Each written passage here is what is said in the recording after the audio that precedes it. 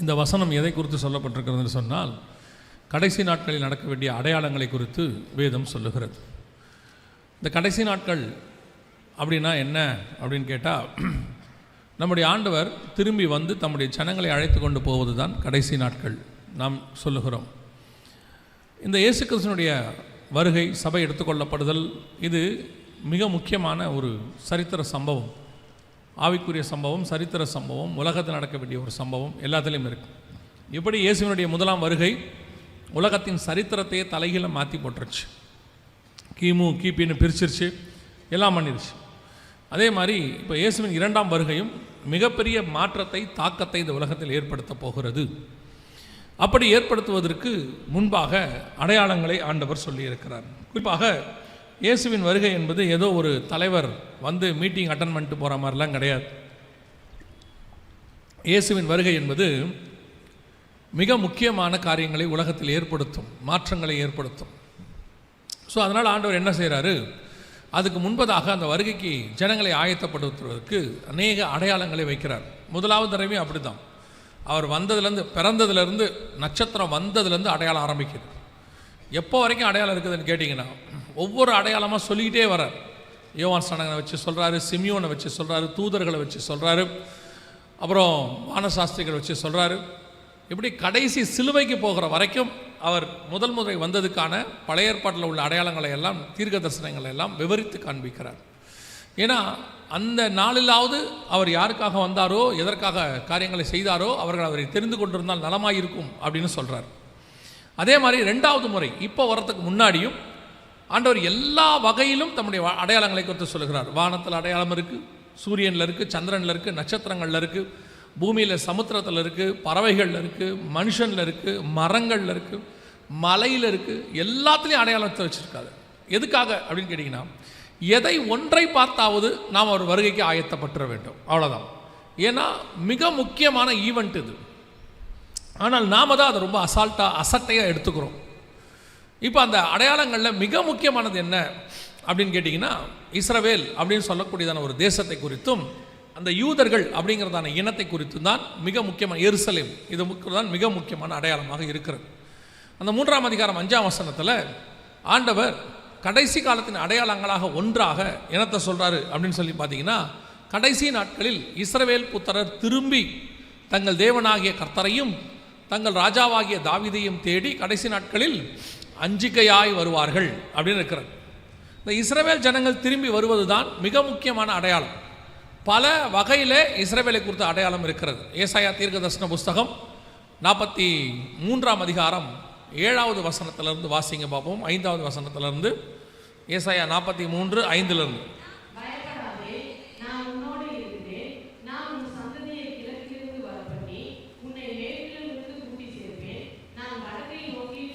வடக்கை நோக்கி கொடு என்றும் தெற்கை நோக்கி வைத்திராதே என்று சொல்லி, தூரத்திலிருந்து என் குமாரரையும்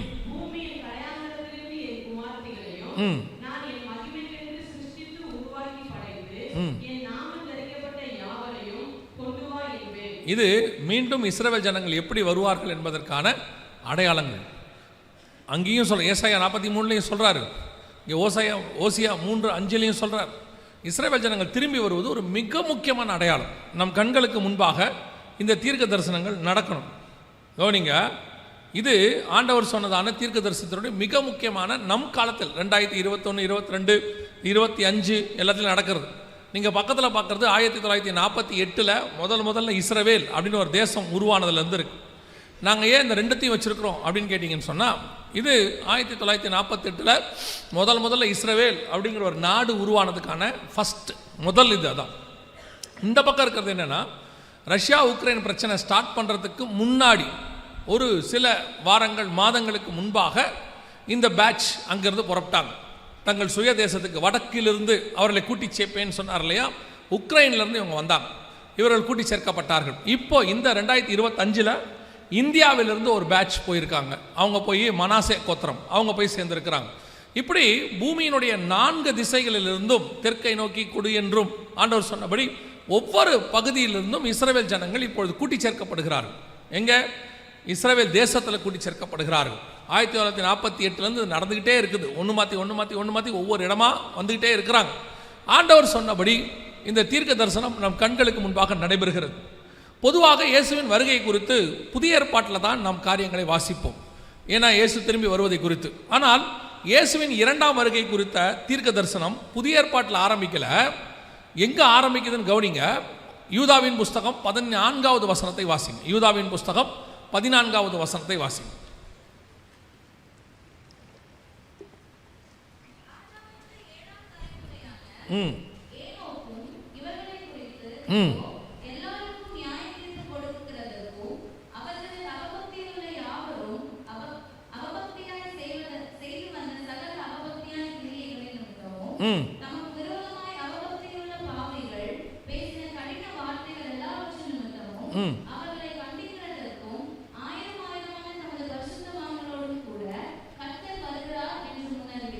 இருபதாம் அதிகாரத்திலையும் 16ஆம் அதிகாரம் வெளிப்படுத்தின விசேஷத்திலையும் சொல்லப்பட்டதான அந்த தீர்க்க தரிசனத்தினுடையதான முதல் விஷன் ஏனோக்கு கொடுக்கப்படுகிறது. 1000 பரிசுத்தவான்களோடு தேவன் பூமியை நியாயம் தீர்க்க வருகிறார் என்று முன்னறிவித்தான். அப்போ செகண்ட் கம்மிங்கை பற்றின விஷன் ஏனோக்கு இருக்கு. ஆதியாகமத்தின் புஸ்தகம் 49ஆம் அதிகாரம் 1வது வசனத்தை வாசிங்க. ஆதியாகமம் 49:1, 1-2 வாசிங்க. நீங்கள் கூடி வாருங்கள், கடைசி நாட்களில் உங்களுக்கு நேரிடும் காரியங்களை அறிவிப்பேன். இங்கேயும் பாருங்க, யாக்கோபுக்கு கடைசி நாட்கள் நடக்கிற சம்பவம் இருக்கு. அந்த அதிகாரத்தில் மட்டும் ஆன்டி கிரைஸ்டுடைய கிங்டமை குறித்தும் அதுக்கு கிரைஸ்டுடைய ரட்சிப்பை குறித்தும் அங்கே வேதம் சொல்லுது. அந்த இடத்துல அவர் தரிசனமாக சொல்லுவார்.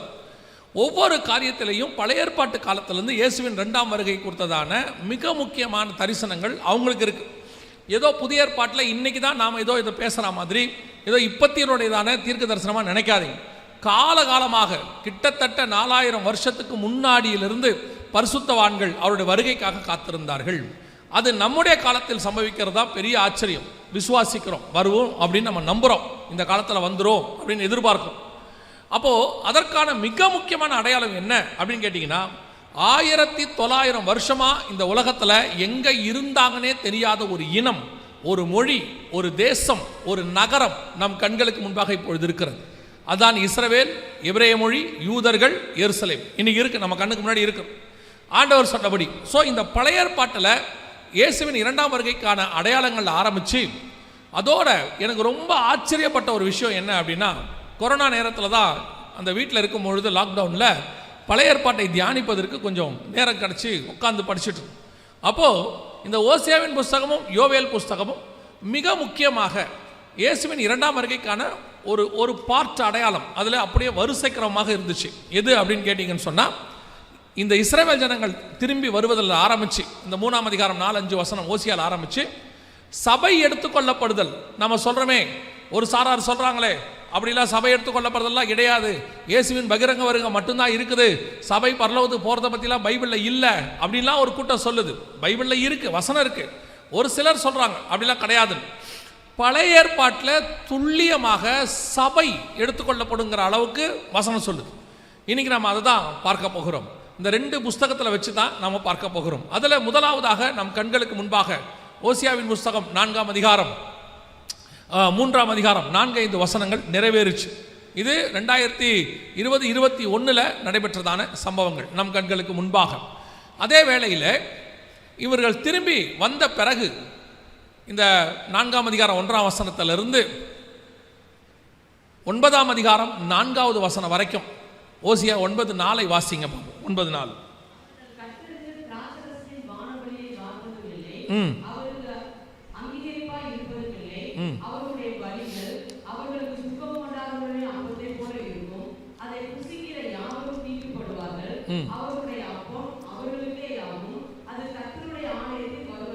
இந்த வசனம் என்ன சொல்லுதுன்னா, நீங்கள் அந்த வசனத்தினுடைய சாராம்சம் என்ன அப்படின்னா, ஆலயத்துக்கு அப்பமும் ரசமும் வராது அப்படின்னு இருக்கு. அந்த வசனத்தை நீங்கள் தெளிவாக படித்து பார்த்தீங்கன்னா, அவர்கள் திராட்சை ரசத்தின் பானபலியை வார்ப்பதும் இல்லை அப்படின்னு ஆரம்பிக்கும்.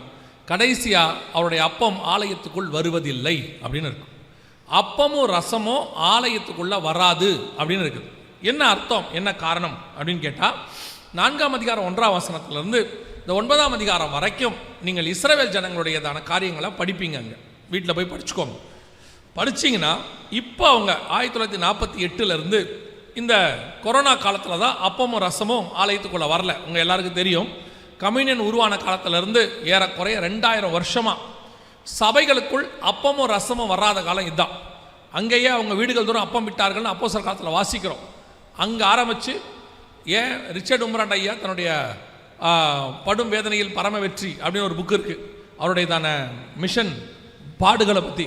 அந்த புக்கில் கூட அவர் சொல்கிறாரு, ஜெயிலில் கூட அவர் கம்யூனியன் எடுத்தாராமா, போட்டு சிறைச்சாலையில் போட்டபோது அங்கே உள்ளதான விசுவாசிகளோடு இணைந்து அவங்களுக்கு கொடுக்கப்பட்டதான சாப்பாடு, அவங்களுக்கு கொடுக்கப்பட்ட தண்ணி, இதெல்லாம் வச்சு அவர் கம்யூனியன் எடுத்தாராமா. அந்த அளவுக்கு இந்த கம்யூனியன், அதாவது திருவிருந்து மிக முக்கியமாய் பார்க்கப்பட்டது. ஆனால் உலகளாவிய ஒரு சபையில் கூட திருவிருந்து நடக்காமல் ஆண்டவர் டோட்டலாக க்ளோஸ் பண்ணி போட்டார். எப்போ அப்படின்னு கேட்டிங்கன்னா, கொரோனா பீரியடில் ஒரு 6 மாதம் எந்த சர்ச்சிலையும் நடக்கலை. அதாவது அஃபீஷியலாக நான் சொல்கிறேன், இல்லை நாங்கள் யாருக்கும் தெரியாமல் எடுத்தோம், அது உங்கள் இஷ்டம். அஃபீஷியலாக ஆண்டவர் திருவிருந்தை எல்லா பகுதியிலும் நிறுத்தினார். பொதுவாக இந்த சம்பவம் நடப்பதுக்கு 2 காரணம் இருக்கிறது. நீங்கள் 2வது காரணத்தை மட்டும்தான் உங்களுக்கு தெரியும். ஏன் அப்படின்னு சொன்னால் கொரோனா அப்படின்னு சொல்லுவீங்க, அதை பற்றி நம்ம பின்னாடி பார்ப்போம். ஆனால் அது இல்லாமல் இன்னொரு காரணம் இருக்குது. யோசித்து பாருங்க, இது ஒரு உடன்படிக்கை. இந்த உடன்படிக்கையை சபையில் எடுக்காமல் இருப்பதற்கு கர்த்தரால் மட்டும்தான் முடியும், தடுப்பதற்கு வேற யாராலையும் முடியாது. எதுக்கு சொல்றேன்னா, வேதம் சொல்லுது, ஒருவரும் திறக்கக்கூடாதபடிக்கு பூட்டுகிறவரும் ஒருவரும் பூட்டக்கூடாதபடிக்கு திறக்கிறவரும் சொல்லுகிறதாம். அப்போ சபையை பூட்டுறதோ திறக்கிறதோ யாருடைய கையில் இருக்குது? கர்த்தருடைய கருத்தில் இருக்குது. பல நேரத்தில் நம்ம என்ன செய்கிறோம், கொரோனாவினால, ஒரு உதாரணத்துக்கு சொல்கிறேன், கொரோனாவினால சபை மூடிச்சு, கவர்மெண்ட் மூட சொன்னாங்க, அதனால மூடணும், கவர்மெண்ட் மூட சொன்னாங்க, மூடணும். ஆனால் ஏன் இப்படி ஒரு சம்பவம் வந்துச்சு? ஏன் அப்படி ஒரு அதிகாரத்தை கர்த்தர் பயன்படுத்தி எல்லா சபையும் மூடினார்? உலகளாவிய, நான் ஏதோ இந்தியாவோ தமிழ்நாடோ சொல்லலை, உலகளாவிய சபையை மூடினார். என்ன காரணம் அப்படின்னு சொல்லி பார்த்தீங்கன்னா, கர்த்தர் அனுமதி இல்லாமல் இது நடக்க வாய்ப்பே இல்லை. எந்த ஒரு விஷயத்தையும் நீங்கள் 2 விதத்தில் அணுகணும். எப்படி அப்படின்னு கேட்டிங்கன்னா, இப்போ ஆபிரகாம் காலத்திலிருந்து தாவீது காலம் வரைக்கும், ஏன் ஆகாபு காலம் வரைக்கும் பஞ்சம் வருது. இந்த பஞ்சம் வர வர வர ஒவ்வொருத்தரும் ஒவ்வொரு விதமாக ஹேண்டில் பண்ணுறாங்க. அதை எல்லாரும் ஹேண்டில் பண்ணுறதுக்கும் தாவீது ஹேண்டில் பண்ணுறதுக்கும் டிஃபரன்ஸ் இருக்குது. கவனிங்க, இப்போ பஞ்சம் வந்தவொடனே ஆகாபு என்ன பண்ணுறாரு, குதிரைக்கு புல்லு தேடி அவர் ஒரு பக்கமும் ஒபதியா ஒரு பக்கமும் புல்லு தேடி போகிறாங்க. பஞ்சம் வந்தோடனே ஆபிரகாம் என்ன பண்ணுறாரு, எகிப்துக்கு போயிடுறாரு. இன்னொரு ராஜா பஞ்சம் வந்தோடனே என்ன பண்ணுறாரு, வேற வழி இல்லைன்னு சொல்லி அரண்மனையில் போய் படுத்து தூங்கிடுறாரு. இப்படி ஒவ்வொருத்தரும் ஒவ்வொரு விதமாக அதை ஹேண்டில் பண்ணுறாங்க. ஆனால் தாவீது மட்டும்தான் அந்த பஞ்சத்தை ஸ்பிரிச்சுவலி ஹேண்டில் பண்ணுவார். அவர் என்ன பண்ணுவார், நேராக போய் கர்த்தர்கிட்ட கேட்பார், ஏன் என் தேசத்தில் பஞ்சம் வந்துச்சு அப்படின்னு கேட்பார். அப்படி போய் கேட்ட உடனே கர்த்தர் அந்த பஞ்சத்துக்கான ஒரு விளக்கத்தை சொல்லுவார். என்ன சொல்வார்னா, சவுல் காலத்தில் சில இரத்தப்பழிகள் சிந்தப்பட்டது, அவங்களுக்கு இன்னும் காம்பன்சேஷன் நீங்கள் செய்யலை, அதை செஞ்சால் இந்த பஞ்சம் போயிடும். உடனே தாவீது என்ன பண்ணுவார், எந்த இனத்துக்கு அது செய்யப்பட்டதோ அவங்கள கூப்பிட்டு அவங்களுக்கு ஒரு காம்பன்சேட் பண்ணி அடுத்த ஒரு வார்த்தை சொல்வார், தேவனுடைய சுதந்திரத்தை ஆசீர்வதிங்கள் அப்படின்னு சொல்வார். இப்போ அந்த பஞ்சம் அங்கே போகும். பாருங்க, பஞ்சத்தை ஃபேஸ் பண்ணுறதுல ஸ்பிரிச்சுவல் வியூவும் இருக்குது, உலக வியூவும் இருக்குது. நீங்கள் எந்த விதத்தில் அந்த பிரச்சனையை நீங்கள் ஃபேஸ் பண்ணுறீங்கன்னு தான் பார்க்கணும். உலகம் ஃபேஸ் பண்ணுற அதே விதத்தில் தான் நீங்கள் பார்க்குறீங்கன்னா உங்கள் ஸ்பிரிச்சுவாலிட்டியில் கொஞ்சம் ப்ராப்ளம் இருக்குன்னு அர்த்தம். இப்படி ஒரு சம்பவம், உலகளாவிய சம்பவம், 185 நாடுகளுக்கு மேலே இந்த கொரோனாவில் பாதிக்கப்பட்டுருச்சு. வேர்ல்டு வைட் எல்லா நாடும் எல்லா சபையும் மூடப்பட்டது. ஷாப்பிங் மால், சினிமா தியேட்டர் எல்லாம் மூடிட்டாங்க. அதோட கூட சேர்ந்து சபையும் மூடிட்டாங்க. அப்படின்னா உலகத்தில் உள்ள எல்லா கட்டடமும் சபையும் ஒன்றாக மாறிடும். அப்போ சபைக்கும் அதுக்கும் வித்தியாசம் இல்லைன்னு ஆயிடும். 2வது, பாதாளத்தின் வாசல்கள் சபையை மேற்கொள்ளாதுன்னு இருக்கு. அப்படி இருக்கும்போது எப்படி இப்படி ஒரு சம்பவத்தை கர்த்தர் அனுமதி கொடுத்தார் சபை மூடுவதற்கு? சபை மூடுவதனுடைய அர்த்தம் என்னன்னா, கம்யூனியன் நடைபெறாமல் போச்சு, அப்பமும் ரசமும் ஆலயத்துக்குள்ள வரல. அதோடைய அர்த்தம் என்னன்னு கேட்டீங்கன்னா, அது ஒரு உடன்படிக்கை சபையோட கர்த்தர் பண்றார். ஒரு மணவாளன் மணவாட்டியோட பண்ணிட்டு போயிருக்கிறது. ஒரு என்கேஜ்மெண்ட் நடத்திட்டு கல்யாணத்தை ஃபிக்ஸ் பண்ணிட்டு டேட் ஃபிக்ஸ் பண்ணிட்டு போன பிறகு திடீர்னு மாப்பிள்ளை வீட்டிலேருந்து கூப்பிட்டு, இந்த கல்யாணம் இப்போ வேண்டாம், கொஞ்சம் ஸ்டாப் பண்ணுங்க, நாங்கள் யோசித்து சொல்கிறோன்னா உடனடியாக பொண்ணு வீட்டில் இருந்து அல்லது மாப்பிள்ளை வீட்டில், பொண்ணு வீட்டில் அப்படி சொன்னால் கூட மாப்பிள்ளை வீட்டில் இருந்து நாம் அவங்கள ஒரு காரணம் கேட்போம். ஏங்க இப்படி சொல்கிறீங்க, இது நடக்கிறதுக்கு என்ன காரணம் அப்படின்னு கேட்போம். அந்த மாப்பிள்ளை வீட்டை தான் அதை கேட்போம், இல்லை அந்த பொண்ணு வீட்டை தான் கேட்போம். ஆனால் நாம் இப்படி நடத்தின உடனே சபை தேவனிடத்தில், மணவாள இடத்துல அதை கேட்கல. ஏன் கம்யூனியன் நின்றுச்சு ஆண்டவரே, இந்த உடன்படிக்கை ஏன் நிறுத்தினீங்க, அப்பறம் ரசமும் என் ஆலயத்துக்குள்ள ஏன் வரல அப்படின்னு சபை ஆண்டவர் இடத்துல கேட்கவே இல்லை. சபை உலகம் என்ன சொல்லுச்சோ அதை தான் கேட்டுச்சு. கொரோனா வைரஸ், யோசிச்சு பாருங்க, ஒரு கண்ணுக்கு தெரியாத வைரஸ் கர்த்தர் ரத்தம் சிந்தி சம்பாதித்த ஒரு சபையை, ஒரு உடன்படிக்கை நிறுத்த முடியுமானால் அப்ப சபை கொரோனாவுக்கு முன்னாடி என்ன நிலைமையில் இருக்குன்னு பாருங்க.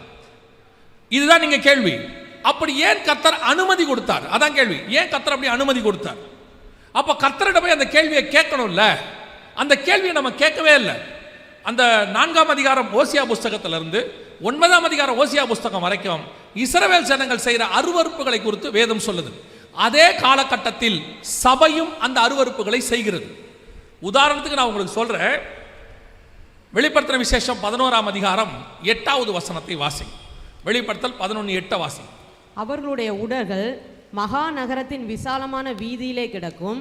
அந்த நகரம் சோதோம் என்றும், நல்லா கவனிங்க, அந்த நகரம் சோதோம் என்றும் எகிப்து என்றும் ஞானார்த்தமாய் சொல்லப்படும். அதிலே நம்முடைய கர்த்தரும் சிலுவையிலே அறையப்பட்டார். அதாவது எருசலேமுக்கு புறம்பே சிலுவையில் அறையப்பட்டார். நம்ம எல்லாருக்கும் தெரியும், கொல்கத்தாவில். வசனம் சொல்லுது அந்த நகரம் சோதோம் என்றும் அந்த நகரம் எகிப்து என்றும் ஞானார்த்தமாய் சொல்லப்படும். உங்க எல்லாருக்கும் தெரியும் சோதோம்னா என்ன அப்படின்னு தெரியும். 18ஆம் அதிகாரத்தில் ஆதியாகமத்தில் இருக்கு.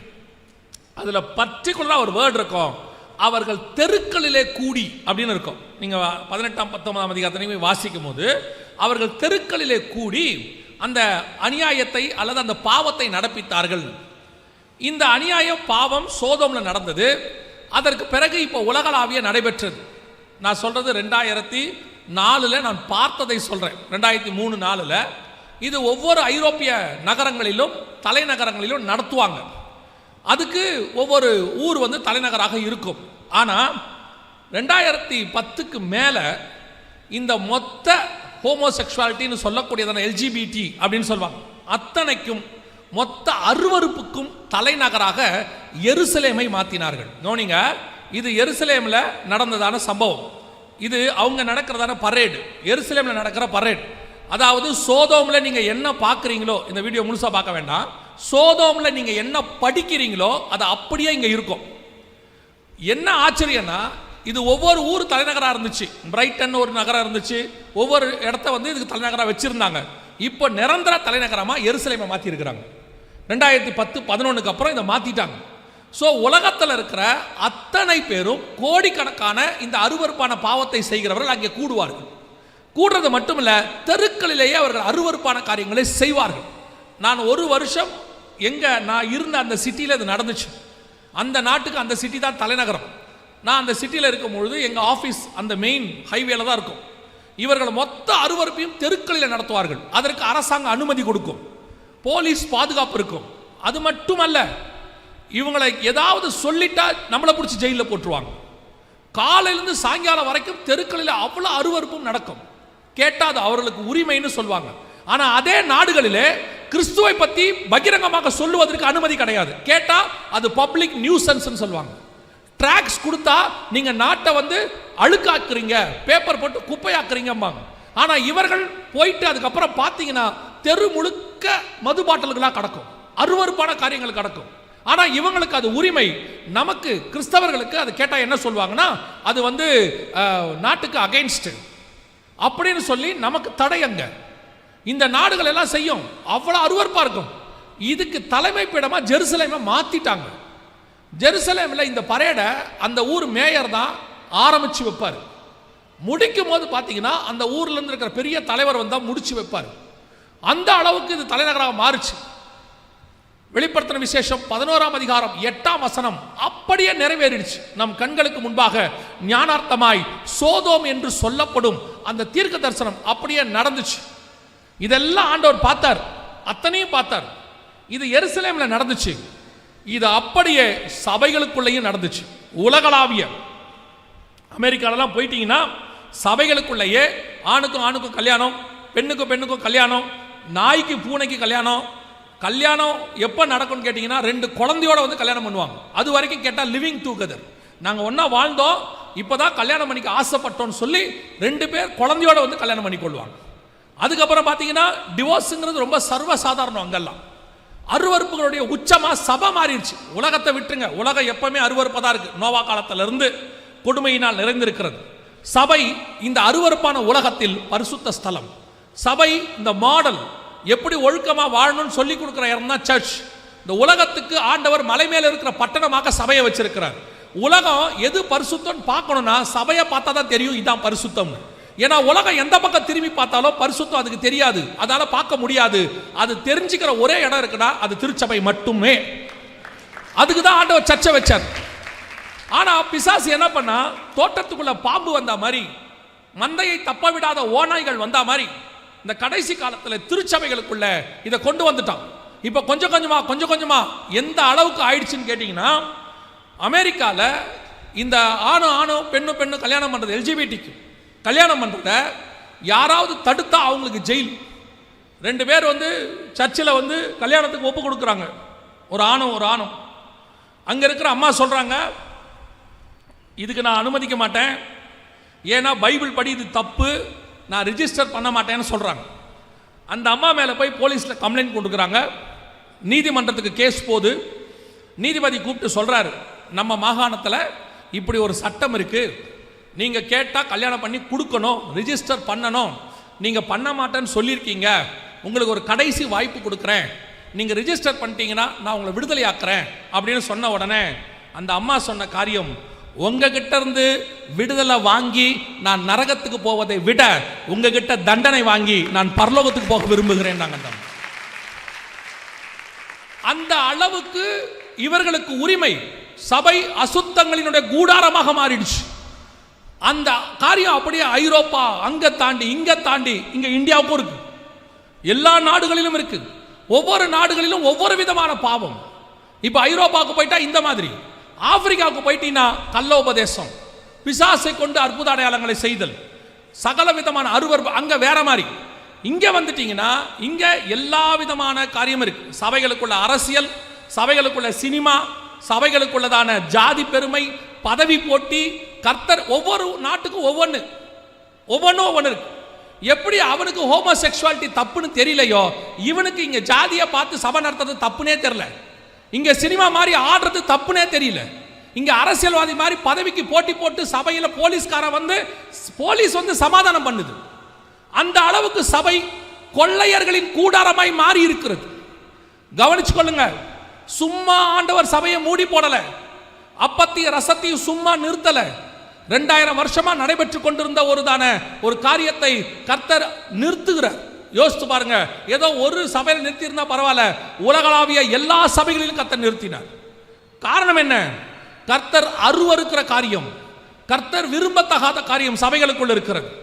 கொரோனாவுக்கு முன்னாடி வரைக்கும் எத்தனையோ முறை சபைகளுக்கு போகும்போதெல்லாம் சொல்லுவோம், சபைகளுக்குள்ள ரொம்ப அருவருப்பு காணப்பட்டுச்சு.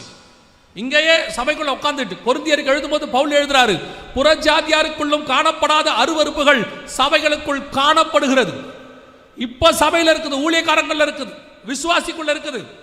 இதெல்லாம் தப்புனே தெரியாம செய்யற, தெரிஞ்சு ஆனா எனக்கு தப்பு கிடையாது, என்ன தப்புன்னு கேட்கிறான். முந்தியெல்லாம் சபையில ஒரு காரியத்தை சொன்னா அதை ஏற்றுக்கொள்ளக்கூடியதான இருதயம் இருந்துச்சு. எங்க பாஸ்டர் ஏதாவது பிரசங்கத்தில் சொன்னார்னா எங்களுடைய நோக்கம் என்னன்னா, அவர் சொன்னார்னா ஏதோ எங்களுக்கு நன்மை இருக்கும், அதுக்கு தான் சொல்றாரு, அப்படிதான் எதிர்பார்த்தோம். இப்போ சபை எந்த இடத்துல இருக்குதுன்னா, ஏன் நான் பண்ணா என்ன, ஒரு காரியத்தை நாம் சொல்லும் பொழுது அதை செய்யாம துணிகரமா வேணும்ட்டே நீ திருப்பி அப்படியே பண்றேன்னா, நீ காண்கிற உன் மெய்ப்பனுக்கே நீ இவ்வளவு துணிகரமானவனா இருந்தினா, காணாத உன் தேவனுக்கு நீ எவ்வளவு துணிகரக்காரனா இருப்ப. இன்னைக்கு சபையினுடைய நிலைமை அதுதான். உனக்கு என்ன கர்த்தர் இறங்கி நேரா சொல்லணுமா? அப்படியே ஒளி தூதர் ஒளி மாதிரி இறங்கி, நீ மகனே இந்த மாதிரி முடி வெட்டாத, இந்த மாதிரி மீச வைக்காத, இந்த மாதிரி மகளே ட்ரெஸ் போடாத, மகனே இந்த மாதிரி பேண்ட்டை கிழிச்சு விட்டுக்கிட்டு வராத, உள்ளுக்குள்ள 2 பொண்டாட்டியோட இருக்காத, சபைக்குள்ள வட்டிக்கு விடாத, இப்படின்னு சொல்லணுமா ஒவ்வொன்றும்? ஆண்டவர் தம்முடைய ஊழியர்களை வச்சுத்தான் உனக்கு பேசுவார். ஆனா இன்னைக்கு சபை எப்படி ஆயிடுச்சு, இதெல்லாம் சொல்லக்கூடாது. இதை பற்றி கேட்கக்கூடாது. கேட்டால் சபைக்கு கோபம் வருது. உடனே என்ன பண்ணுறீங்க? நிறைய பேர் சொல்கிறாங்க, உங்களை சொல்லலை, அது நீங்களாக இருந்தாலும் எடுத்துக்கோங்க, ஒன்றும் பிரச்சனை கிடையாது. உடனே என்ன பண்ணுறாங்க? வேறொரு சபைக்கு, அங்கே எப்படி வேணாலும் துணிகரமாக இருக்கலாம், என்ன வேணாலும் சொல்லலாம், பலிபீடத்துக்கு மேலே நின்று என்ன ஆட்டம் வேணால் போடலாம், சினிமா பாட்டு பாடலாம். பலிபீடத்திலிருந்து கெட்ட வார்த்தை பேசுகிறான் இன்னைக்கு, பலிபீடத்துக்குள்ள இருந்து. அந்த அளவுக்கு சபை துணிகரமான இடத்துக்கு போகுது. ரொம்ப கேர்ஃபுல்லாக இருந்து கொள்ளுங்க. கொரோனாவுக்கு முன்னாடி சபை தேவனை விட்டு ரொம்ப தூரம் போச்சு. அதை திருத்தறதுக்கு தான் கர்த்தர் ஒரு பிரேக் கொடுத்தார். இதெல்லாம் எதுக்கு கொடுக்கப்படுது? அந்த பஞ்சம் வந்தாதான் தாவீது போய் கேட்பான். ஒரு பெலிஸ்தர் கையில் பிடிச்சி கொடுத்தாதான் இஸ்ரவேல் ஜனங்க தேவன்கிட்ட போய் கேட்பாங்க. எகிப்திட்ட போய் முடிச்சு கொடுத்தாதான் அவங்க போய் முறையிடுவாங்க. அவங்க அங்கே அடிக்கிற அடி இங்கே போகும். அதுக்கு தான் ஆண்டவர் அந்த மாதிரி காரியத்தை அனுமதிக்கிறார். சபை அதை பார்க்கல. என்ன செஞ்சுட்டாங்க? கொரோனாவில் நிறைய சபைகள், அது கொரோனாங்க வந்துச்சு, ஏதோ அதை ஸ்பிரிச்சுவலாகவே ஹேண்டில் பண்ணலை, அதோடைய ஸ்பிரிச்சுவல் காரியத்தையே பார்க்கல. தேவன்கிட்ட போகணும். இப்போ பாருங்க, ரெபேக்காளுடைய வயிற்றில் பிள்ளை ஒன்றோடு ஒன்று மோதி கொள்ளுது. இந்த காரியம் மோதிக்கொண்டா நேராக ரெபேக்கா என்ன பண்ணணும்? தாதிமார்கிட்ட போகணும். அந்த அம்மாவுக்கு ஒரு தாதிமார் இருக்காங்க, அவங்ககிட்ட போய் கேட்கணும், அம்மா இந்த மாதிரி வயிறில் பிள்ளை ஒரு மாதிரி மோடுது, என்ன செய்யலாம் அப்படின்னு கேட்கணும். இல்லையா கூட இருக்கிற தாதிமார்கள்ட்ட போய் கேட்கணும், வேலைக்காரவங்ககிட்ட, இந்த மாதிரி எனக்கு வயிறு ஒரு மாதிரி இருக்கு, என்ன பண்ணலான்னு. ஆனால் ரெபேக்கா என்ன பண்ணாங்க தெரியுமா? பிள்ளை ஒன்றோடு ஒன்று மோதிக்கொண்டவுடன் இது என்னவாய் முடியுமோ என்று விசாரிக்கும்படி கர்த்தரிடத்திலே போனால் ஆவிக்குரியவர்களுக்கும் மற்றவர்களுக்கும் உள்ள வித்தியாசம் அதுதான். இன்னைக்கு ஆவிக்குரியவங்கிட்ட போய் தேவ சமூகத்தில் உட்கார்ந்து அப்படி கேட்டா அவங்களுக்கு பேரு பைத்தியக்காரங்க. அதே நேரத்தில் டாக்டர் கிட்ட போய் கேட்டா அவங்க ஞானம் உள்ளவர்கள். நீங்க டாக்டர் கிட்ட போக வேணான்னு சொல்லல, அதனால கர்த்தர்கிட்ட போக கூடாதுன்னு அர்த்தம் கிடையாது. நீங்க டாக்டர் கிட்ட போகிறது உங்க விசுவாசத்தின் அடிப்படை, நீங்க போய்க்கோங்க, நான் உங்களை அதை தடையெல்லாம் சொல்லலை. ஆனா கர்த்தர்கிட்ட ஏன் போக மாட்டேங்கிறீங்க?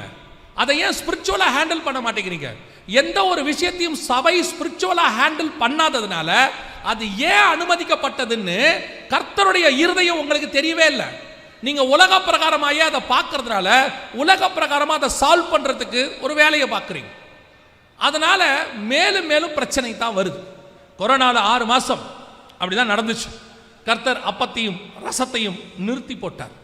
பரவாயில்ல, இருக்கட்டும், இவங்க மனம் திரும்பட்டும். நான் சொல்லுவேன், உலகளாவிய நான் சொல்லுவேன், அந்த காலகட்டத்தில் உலகளாவிய தமிழ்நாட்டில் தான் முதலாக சபை திறப்பதற்கு அனுமதி கொடுக்கப்பட்டது. இந்தியாவிலேயே தமிழ்நாட்டில் தான் அனுமதி கொடுத்தாங்க. கர்நாடகாவில் கூட கொடுக்கல, தமிழ்நாட்டில் தான் அனுமதி கொடுத்தாங்க. மலேசியாவில் தான் 2020-21 தான் கொடுத்தாங்க. நான் கனடாவுக்கு 2023 போகும்போது அவங்க தான் அப்போதான் என்னை கூப்பிட்டாங்க. என்னன்னு சொன்னதுக்கு, பாஸ்டர் இந்த வருஷம் தான் எங்களுக்கு ஒன்றா கூடுறதுக்கு அரசாங்கத்திலேருந்து பர்மிஷன் கொடுத்துருக்காங்க, இது வரைக்கும் ஆன்லைன் சர்ச் தான் போதுன்னு சொன்னாங்க. பாருங்கள், கொரோனாவுடைய தாக்கம் 2023 தான் கனடாவில் சர்ச் திறந்துருக்கு. 2022 தான் சில சபைகள் சில நாடுகளில் சபை திறந்துச்சு. கிழக்கத்திய நாடுகளில் 2021 உங்களுக்கும் எனக்கும் மட்டும்தான் 6 மாசத்துல கர்த்தர் சபை திறப்பதற்கு ஒரு அனுமதி கொடுத்தார். கர்த்தர் உங்கள் மேலையும் என் மேலையும் வச்ச கிருபை பெரியது. அதே நேரத்தில் அந்த கிருபையை போக்கடிக்காமல் இருக்க வேண்டியது உங்களுடைய என்னுடைய கடமை. சபைகளுக்குள்ளே என்ன கிருபையை போக்கடிக்கிற காரியம் நடக்குது. கொரோனாவுக்கு பின்னாடி இன்னும் அதிகமாகிட்டே போகுது.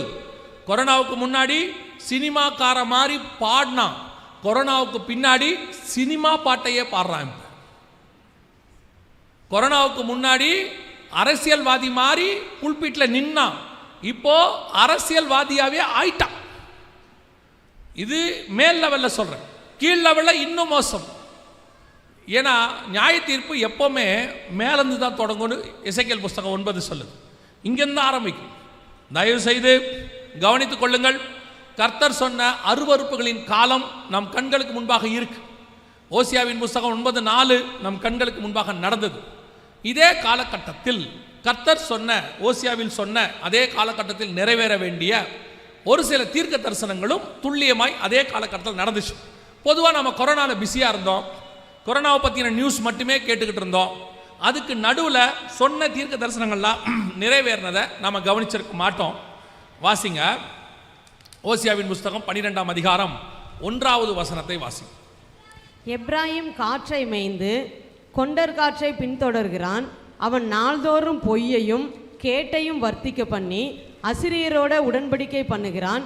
எகிப்துக்கு எண்ணெய் கொண்டு போகப்படுகிறது. இந்த ஒரு வசனத்தில் 3-4 தீர்க்க தரிசனங்கள் இருக்கு. நீங்கள் அதை கவனித்து பார்த்தீங்கன்னா தெளிவாக தெரியும். அந்த 12:1 சொல்லுது.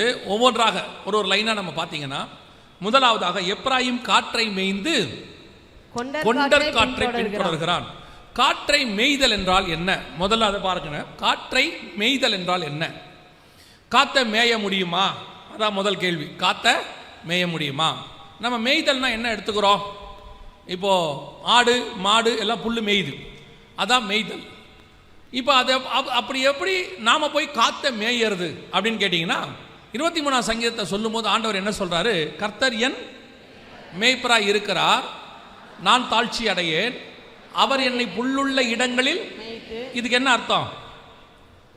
புல்லுள்ள இடங்களில் மேய்த்து அப்படின்னா என்ன அர்த்தம்? நம்மளை எல்லாம் கொண்டு போய் புல் இருக்கிற இடத்துல விட போறாருன்னு அர்த்தமா? இல்லை. அதுக்கு ஒரு ஸ்பிரிச்சுவல் தாட் இருக்குல்ல. அதோட அர்த்தம் என்ன? பசுமையான, ஃபாதர் அழகாக அந்த பாட்டை பாடுவார், பசுமையான புல்வெளியில் நடக்க செய்பவர்.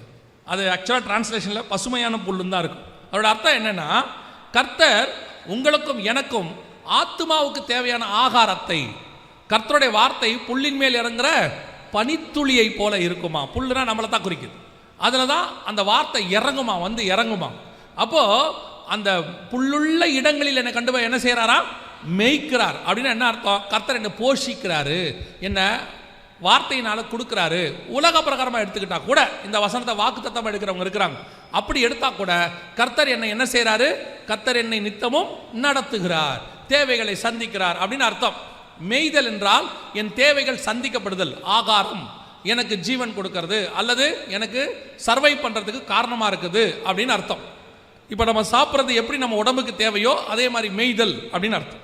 இப்போ வசனம் இங்கே என்ன சொல்லுதான்? எப்ராயிம் காற்றை மேய்ந்து அப்படின்னா என்ன அர்த்தம்?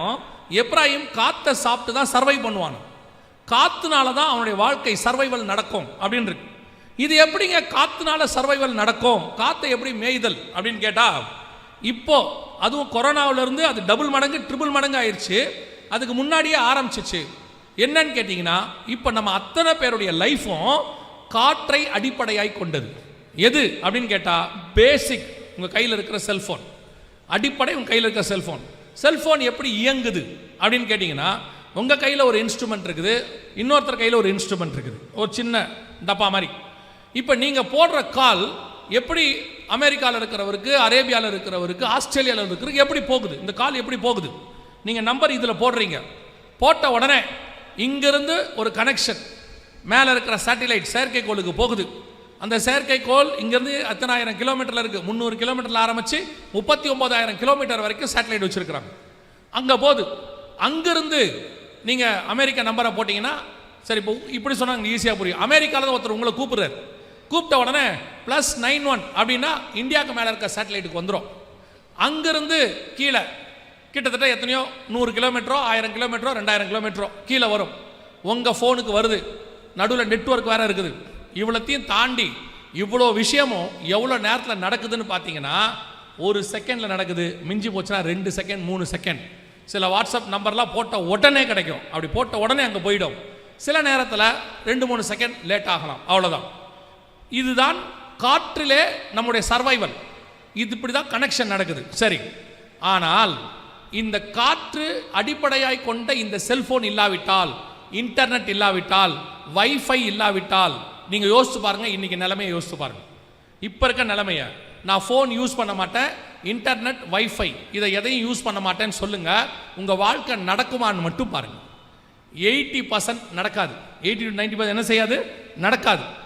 100% நடக்காது. எப்படி சொல்கிறேன்னா, 80% நேரடியாக காற்றை நம்பி நம்ம இருக்கிறோம். இப்போ நீங்கள் எங்கே போனாலும் முதல்ல உங்களை என்ன கேட்குறாங்க தெரியுமா? உங்கள் நம்பர் கொடுங்கன்னு தான் கேட்குறாங்க. உங்கள் நம்பர் என்ன? அது ஆதார் நம்பரோ அல்லது செல்ஃபோன் நம்பரோ. ஆதார் நம்பர்னால் உடனே கம்ப்யூட்டரில் போட்டு பார்க்குறாங்க.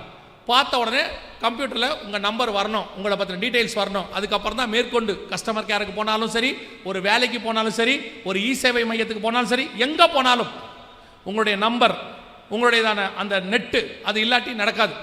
எங்கே வேணால் போங்க, நெட்டு டவுனாக இருக்குது சார், இப்போ பண்ண முடியாதுன்னு ஒரே விஷயம் சொல்லிடுறாங்க. ஸோ காற்று தான் இன்னைக்கு அடிப்படை, சர்வைவல் எல்லாமே நடக்குது.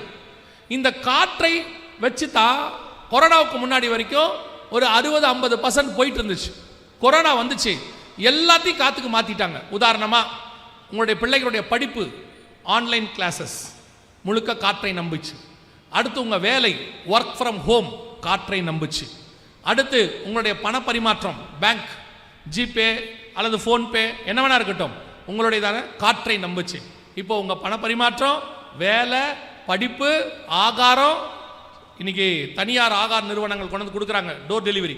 அவங்க எழுதியிருக்காங்க அவங்களுடைய எடிட்டோரியலில், இன்னும் 10 வருஷத்துக்குள்ள இந்தியாவுடைய இரவு சாப்பாடு முழுக்க எங்கள் கண்ட்ரோலில் இருக்குன்னு எழுதியிருக்கிறாங்க.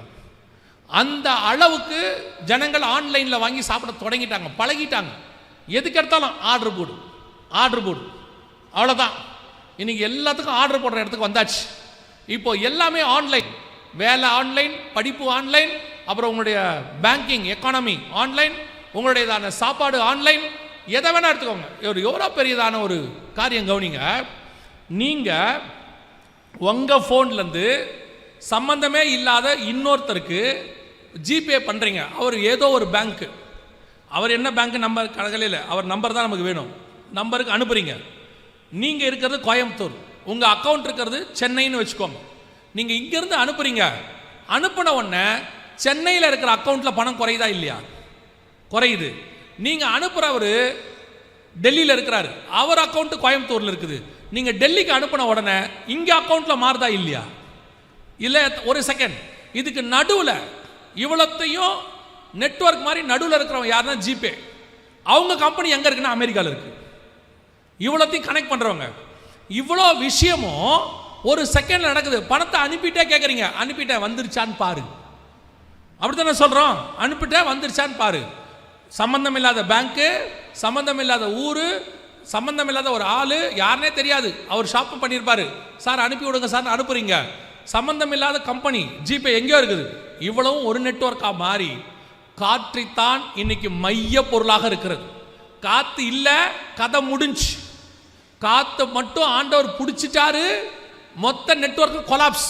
அப்படி ஆகுமா அப்படின்னு கேட்டிங்கன்னா, வெளிப்படுத்தின விசேஷம் 7ஆம் அதிகாரம் 1 முதல் 4 வசனத்தில் ஒரு குறிப்பிட்ட நேரத்திற்கு கர்த்தர் காற்றை பிடிக்கிறார்னு இருக்கு.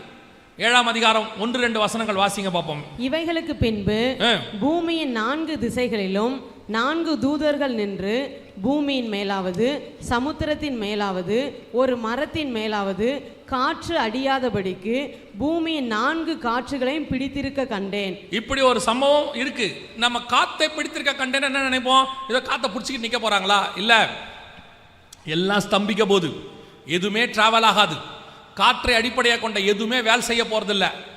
இப்போ பாருங்க, நடுவில் திடீர்னு மைக்ரோசாஃப்ட்ல ஒரு சின்ன பிரச்சனை வந்துச்சு. மொத்த ஃப்ளைட்டையும் அங்கங்கே இறக்க சொல்லிட்டாங்க. கிட்டத்தட்ட 3000 ஃப்ளைட் இறங்கிருச்சு இம்மிடியட்டாக. ஒரு 10 நிமிஷம் தான் பிரச்சனை. இது உலகளாவிய பிரச்சனையான என்ன ஆகும் பாருங்க. ஓசியா 12:1 காற்றை மேய்கிற காலம்.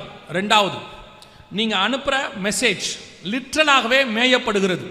நீங்கள் வாட்ஸ்அப்பில் அனுப்பினாலும் சரி, ஃபேஸ்புக்கில் அனுப்பினாலும் சரி, எக்ஸ் தளத்தில் அனுப்பினாலும் சரி, எதில் அனுப்புனீங்கனாலும் உங்கள் மெசேஜ் மேயப்படுகிறது, அதாவது படிக்கப்படுகிறது. நீங்கள் சொல்லுவீங்களே, பசங்க படிக்கும் போது நுனிப்புல் மேயாதடா நல்லா படி அப்படின்னு சொல்லுவோம்ல, அந்த மாதிரி உங்கள் மெசேஜ் எல்லாம் படிக்கிறாங்க.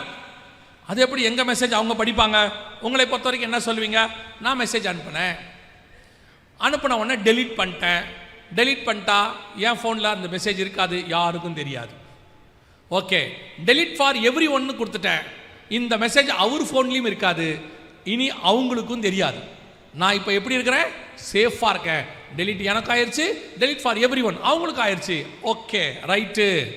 ஆனால் உங்கள் மெசேஜ் உங்கள் 2 பேருக்கு தான் டெலீட் ஆகிருக்குது. உங்கள் மெசேஜ் நீங்கள் எந்த அடிப்படையை அனுப்புகிறீங்களோ, வாட்ஸ்அப்போ ஃபேஸ்புக்கோ யார் மூலமாக அனுப்புகிறீங்களோ அவங்கக்கிட்ட அந்த மெசேஜ் குறைஞ்சபட்சம் 90 நாள்லேருந்து 180 நாள் வரைக்கும் இருக்கும். கம்பல்சரி இருக்கும். நீங்கள் அனுப்புகிற வீடியோ, நீங்கள் அனுப்புகிற ஃபோட்டோ, நீங்கள் அனுப்புறதான மெசேஜ் எல்லாம் அவங்ககிட்ட இருக்கும். அது எப்படி சொல்கிறீங்க அவங்ககிட்ட இருக்குன்னு? நீங்கள் அந்த ஆப்பை டவுன்லோட் பண்ணும்போதே அவங்க 3 கேள்வி கேட்பாங்க. நீங்கள் அந்த கேள்வியை கன்ஃபார்மாக படிச்சிருக்க மாட்டீங்க. ஏன்னா நமக்கு ஆப்பை டவுன்லோட் பண்ணுற வேகம் பாருங்கள்.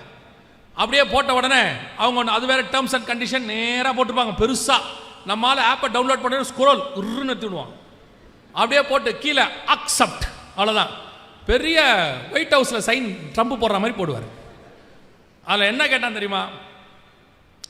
நீங்கள் படித்தா கூட உங்களுக்கு தெரியும், உங்கள் ஃபோனில் இருக்கிற கான்டாக்ட்ஸ், இமெயில் எல்லாத்தையும் நாங்கள் அக்சஸ் பண்ணுறோம். நீங்கள் அதுக்கு என்ன பண்ணீங்க? ஓகே. ஏன்? முதல்ல நீ ஆப்பை ஓப்பன் பண்ணு, அதுக்கப்புறம் பேசிக்கலாம். அடுத்து அவன் சொன்னான், உங்களுடைய மீடியாஸ், உங்களுடைய வீடியோ, இமேஜ், மைக்ரோஃபோன் எல்லாத்தையும் நாங்கள் என்ன செய்வோம்? ஆக்சஸ் பண்ணுவோம். ஓகே. கடைசியாக ஒன்று சொன்னால், உங்களுடைய டீட்டெயில்ஸ் அத்தனையும் எங்களுடைய தேர்ட் பார்ட்டிஸ், எங்களோடு இருக்கிற கம்பெனிஸ், அவங்கக்கிட்ட நாங்கள் ஷேர் பண்ணுவோம். அவங்ககிட்ட வேணாலும் கொடு, நீ ஆப்பை ஓப்பன் பண்ணினா போதும், அவ்வளோதான். இப்போ நீங்கள் அனுப்புகிற ஒவ்வொரு மெசேஜும் சில கம்பெனிகள் கையில் போகிறது. உங்களுக்கு தெரியுமா தெரியாதான்னு தெரியாது. நான் சொல்கிறது உங்களுக்கு நடந்திருக்கும், ஆனால் இதனால தான் உங்களுக்கு தெரிஞ்சிருக்காது. நீங்கள் வேணால் இனிமேட்டு கூட ட்ரை பண்ணி பாருங்கள். உங்கள் வாட்ஸ்அப்லையோ ஃபேஸ்புக்லையோ அல்லது இன்ஸ்டாலையோ உங்கள் ஃப்ரெண்டுக்கு ஒரு மெசேஜ் போடுங்க. ஒரு 2-3 தடவை போடுங்க. நீங்கள் சும்மா போடுங்க, நான் ஒரு கார் வாங்கணும், இல்லையா நான் ஒரு பைக் வாங்கணும், ஒரு கூலிங் கிளாஸ் வாங்கணும், ஏதோ ஒன்று போடுங்க. ஏதாவது நல்லதாக இருந்தால் சொல்லுடா அப்படின்னு போட்டு விடுங்க.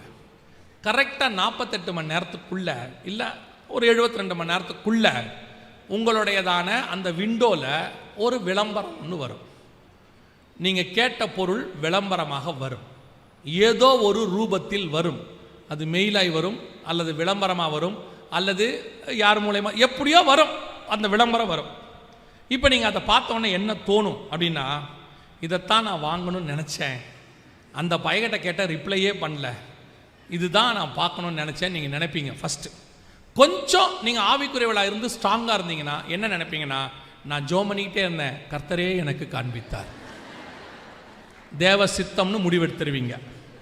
ஆமாம், நம்ம தான் எல்லாத்தையுமே ஆவிக்குரியவன் எல்லாவற்றையும் அப்படிதான் உடனே ஓ காட்ஸ் வில் இதுதான் அப்படின்னு. எப்படி இந்த ஆட் வருது? நீங்கள் தேடுகிறது எப்படி ஆடாக வருகிறது? நீங்கள் வேணால் நான் சொல்கிறத போய் அடுத்து ட்ரை பண்ணி பாருங்கள் எப்படி வருது அப்படின்னு கேட்டிங்கன்னா, உங்களுடைய மெசேஜை மட்டும் படிக்கிறதுக்குன்னு 300க்கும் மேற்பட்ட கால் சென்டர்ஸ் இருக்குது. கீவேர்ட்ஸ் வச்சுருப்பாங்க. ஒவ்வொரு மெசேஜில் இருக்கிற கீவேர்டும் அவங்களுக்கு தெரியும். அந்த கீவேர்டை உள்ள மெசேஜ் வந்தோன்னா அவங்க படிப்பாங்க. அந்த மெசேஜில் என்னென்ன கீவேர்டு அவங்க ஃபிக்ஸ் பண்ணுறாங்கன்றது அவங்களோட இஷ்டம். அவங்க அதை என்ன பண்ணுவாங்கன்னா, போகிற அந்த கம்பெனிஸ், இவர் இந்த ஏரியாவில் இப்படி ஒரு கார் தேடுறாருன்னு அந்த ஏரியாவில் உள்ள கார் கம்பெனிஸ்க்கு அனுப்பி வைப்பாங்க. ஒரு சிம்பிளாக உங்களுக்கு புரியும்படி சொல்கிறேன், எப்படி இல்லாமல் நடக்குமான்னு. நீங்கள் எங்கே போனாலும், எந்த கடைக்கு போய் பில்லு வாங்கினாலும் உங்கள் ஃபோன் நம்பர் கேட்குறாங்களா? உங்கள் நம்பர் சொல்லுங்கள் சார் அப்படின்னு சொல்கிறாங்களா? எதுக்காக? நீங்கள் பொருள் வாங்கினீங்க, பணம் கட்டிட்டீங்க, அதுக்கு பில்லும் கொடுத்துட்டாங்க, எதுக்கு நம்பர் கேட்டாங்க? நல்லா புரிஞ்சுக்கோங்க, உங்களுடையதான டேட்டாஸ் ஒரு சொத்து. இப்போ அவங்க எல்லாருக்கும் டேட்டாஸ் கலெக்ஷன் என்பது ஒரு சொத்து. ஒருத்தருடைய நம்பர், இப்போ உங்கள் நம்பரை நீங்கள் கொடுக்க உங்கள் நம்பரை அவங்க போட்டு பார்த்தாங்கன்னா, இந்த ஒரு மாதத்துக்குள்ளே நீங்கள் என்னென்னலாம் பர்ச்சேஸ் பண்ணீங்க, எந்தெந்த கடைகளுக்கு போனீங்க, எங்கெங்கெல்லாம் இந்த நம்பரை யூஸ் பண்ணியிருக்கீங்கன்னு உங்களை பற்றி ஒரு டேட்டா ரெடி பண்ணுவாங்க. அந்த டேட்டா வச்சுக்கிட்டு உங்களுக்கு என்ன பிடிக்கும், எந்த மாதிரி விரும்புகிறீங்களோ அதை உங்களுக்கு விளம்பரமாக அனுப்புவாங்க. இது ஒரு பெரிய பிஸ்னஸ். இதுக்கு ஒரு 300 கால் சென்டர்ஸ் குறைஞ்சபட்சம் இந்தியாவில் மட்டும் இருக்குது. தயவு செய்து செல்ஃபோனை கரெக்டாக ஹேண்டில் பண்ணுங்க. தேவைக்கு மட்டும் பேசுங்க, தேவையில்லாததை பேசாதீங்க, தேவையில்லாத மெசேஜஸ் அனுப்பாதீங்க, அது உள்ள உட்காந்துக்கிட்ட பர்சனல் டீட்டெயில்ஸை போடாதீங்க. சிலர்லாம் பார்த்தீங்கன்னு சொன்னால் தங்களுடைய பர்சனல் டீட்டெயில்ஸ் எல்லாம் அதில் போட்டு விட்டுறது, அதில் போட்டு விட்டுட்டு அப்புறமா மாட்டிக்கிட்டு முழிக்கிறது. நான் சொல்கிறது உண்மை. அப்படியே உங்களோட பேங்க் டீட்டெயில்ஸ்லேருந்து எல்லாத்தையும் அதில் போட்டு வச்சிடறாங்க, சேஃப். இதில் வேறு உங்களுக்கு இருக்கிற ஒரே சேஃப்டி என்ன? நான் பாஸ்வேர்ட் போட்டு வச்சுருக்கிறேன், யாராலையும் கண்டுபிடிக்க முடியாது. இவங்களுக்கு இருக்கிற ஒரே ப்ளஸ் பாயிண்ட் என்னது? பாஸ்வேர்ட். என்ன பாஸ்வேர்ட் போட்டிங்க? அந்த 9க்குள்ளே எதையாவது போட்டு வச்சுருப்பீங்க, அவ்வளோதானே, மொத்தமே அவ்வளோதானே. சரி, நீங்கள் பாஸ்வேர்டை தொலைச்சிட்டீங்க, மறந்துட்டீங்க. இப்போ உள்ளே போனோம், என்ன பண்ணுவீங்க? Forget password. ஃபர்கெட் பாஸ்வேர்டுன்னு கொடுத்தோன்னு அவங்க என்ன பண்ணுறாங்க? உங்களுக்கு ஒரு ஓடிபி அனுப்புகிற ஒன் டைம் பாஸ்வேர்டு ஒன்று அனுப்புவாங்க. அதை வச்சு நீங்கள் என்ன பண்ணுறீங்க, உள்ளே போகிறீங்க. இப்போ யோசிச்சு பாருங்க, அந்த பாஸ்வேர்டை வச்சு நீங்கள் உள்ளே போகலான்னா அந்த பாஸ்வேர்டை வச்சு அவன் உள்ளே போக முடியாதா? போகலாமா இல்லையா? அப்புறம் என்ன பாஸ்வேர்டு? நீங்கள் எப்போ கேட்டாலும் அந்த ஓடிபி தராங்க தானே, இமிடியேட்டாக தராங்க தானே, அப்புறம் என்ன அதுக்கு பேர் பாஸ்வேர்டு? அது உங்களுக்கு நீங்கள் மனசாந்திக்காக வச்சுக்கிறது. பாஸ்வேர்டு போட்டு வச்சுருக்கேன், யாருக்கும் தெரியாது. அதெல்லாம் ஒரு மண்ணாங்கட்டியும் இல்லை, அது நமக்கு நாமே வச்சுக்கிறது. அந்த பாஸ்வேர்டு எதுக்கு யூஸ் ஆகுனா, உங்கள் வீட்டில் வச்சுக்கிட்டிங்கன்னா உங்கள் மனைவிக்கு தெரியாது. அதுவும் நல்ல மனைவியாக இருந்தால் கண்டுபிடிச்சிருது. அந்த அம்மாவுக்கு அப்படியே பார்க்குது, பார்த்தவொடனே கண்டுபிடிச்சிருது, இந்த ஆள் இந்த நம்பரை தவிர வேறு எதுவும் வைக்க மாட்டான். அதில் வேறு அவர் அப்படியே இந்த சில ஆட்கள்லாம் பார்த்தீங்கன்னா ஸ்க்ரீனில் படம் வரைவாங்க. அது வரைஞ்சிட்டு வச்சுட்டு போனோடனே பையன் எடுத்து அதே மாதிரி போட்டு தோர்த்து காட்டுறான். இவர் கேட்குறாரு, எப்படா திறந்த? ஆமாம், இவர் பெருசாக போட்டார், நான் தான் பார்த்துக்கிட்டே உட்காந்துருந்தேன். அதனால் இந்த பாஸ்வேர்டு அப்படின்லாம் நினச்சி உங்களை நீங்களே ஏமாற்றிக்காதீங்க. You must be safe. உங்களை நீங்கள் தான் பாதுகாப்பாக வச்சுக்கணும். தேவையில்லாத காரியங்களை அதில் அப்லோட் பண்ணாதீங்க. செல்ஃபோனுங்கிறது பேசுறதுக்கான ஒரு பொருள், அவ்வளோதான். இப்போ ஆன்லைனில் கொண்டாந்துட்டான், காற்று அதில் கொண்டாந்தாச்சு. அப்போது நீங்கள் உலகத்துக்கு ஓப்பனாக இருக்கிறீங்க. அதில் எதை வைக்கணுமோ அதான் வைக்கணும், எதை வைக்கக்கூடாது அதில் வைக்கக்கூடாது. இப்போ நீங்கள் யோசிச்சு பாருங்கள், பீரோக்கு வெளியே எதை வைக்கணும்னு இருக்குது, பீரோக்குள்ளே வைக்கணும் எது இருக்குது, நீங்கள் கரெக்டாக வைக்கிறீங்க. அதே மாதிரி செல்ஃபோனுக்குள்ளே என்ன வைக்கணும், செல்ஃபோனுக்குள்ளே என்ன வைக்கக்கூடாதுன்னு இருக்குது. நீங்கள் எல்லாத்தையும் பாதுகாப்பாக இருக்கட்டும்னு செல்ஃபோனுக்குள்ளே கொண்டு போய் வைக்கிறீங்க. இருக்கிறதே மோஸ்ட் டேஞ்சரஸ் ஓப்பன் புக்கு அதான். சில நிறைய பேருக்கு அந்த பழக்கம் இருக்குது, குறிப்பாக பெண் பிள்ளைகள் நிறைய ஃபோட்டோஸ் எடுத்து எடுத்து எடுத்து எடுத்து ஏற்றுறது. அதுவும் இந்த கடைசி காலத்தில், அதுவும் தீர்க்க தரிசனம் தான். கடைசி காலத்தில் இந்த செல்ஃபி மோகம்னு ஒன்று இருக்கு இல்லையா, அதுவும் இருக்குது பைபிளில். 2 தீமோத்தேயுவின் புஸ்தகம் 3ஆம் அதிகாரம் 1-2 வசனம் வாசிங்க. மேலும் கடைசி நாட்களில் கொடிய காலங்கள் வருமென்று அறிவாயாக. எப்படியெனில் மனுஷர்கள் தற்பிரியராயும். ஃபர்ஸ்ட் என்ன இருக்கு? தற்பிரியம். வேற ஒண்ணும் இல்லை, செல்ஃபி. தற்பிரியம்னா என்ன?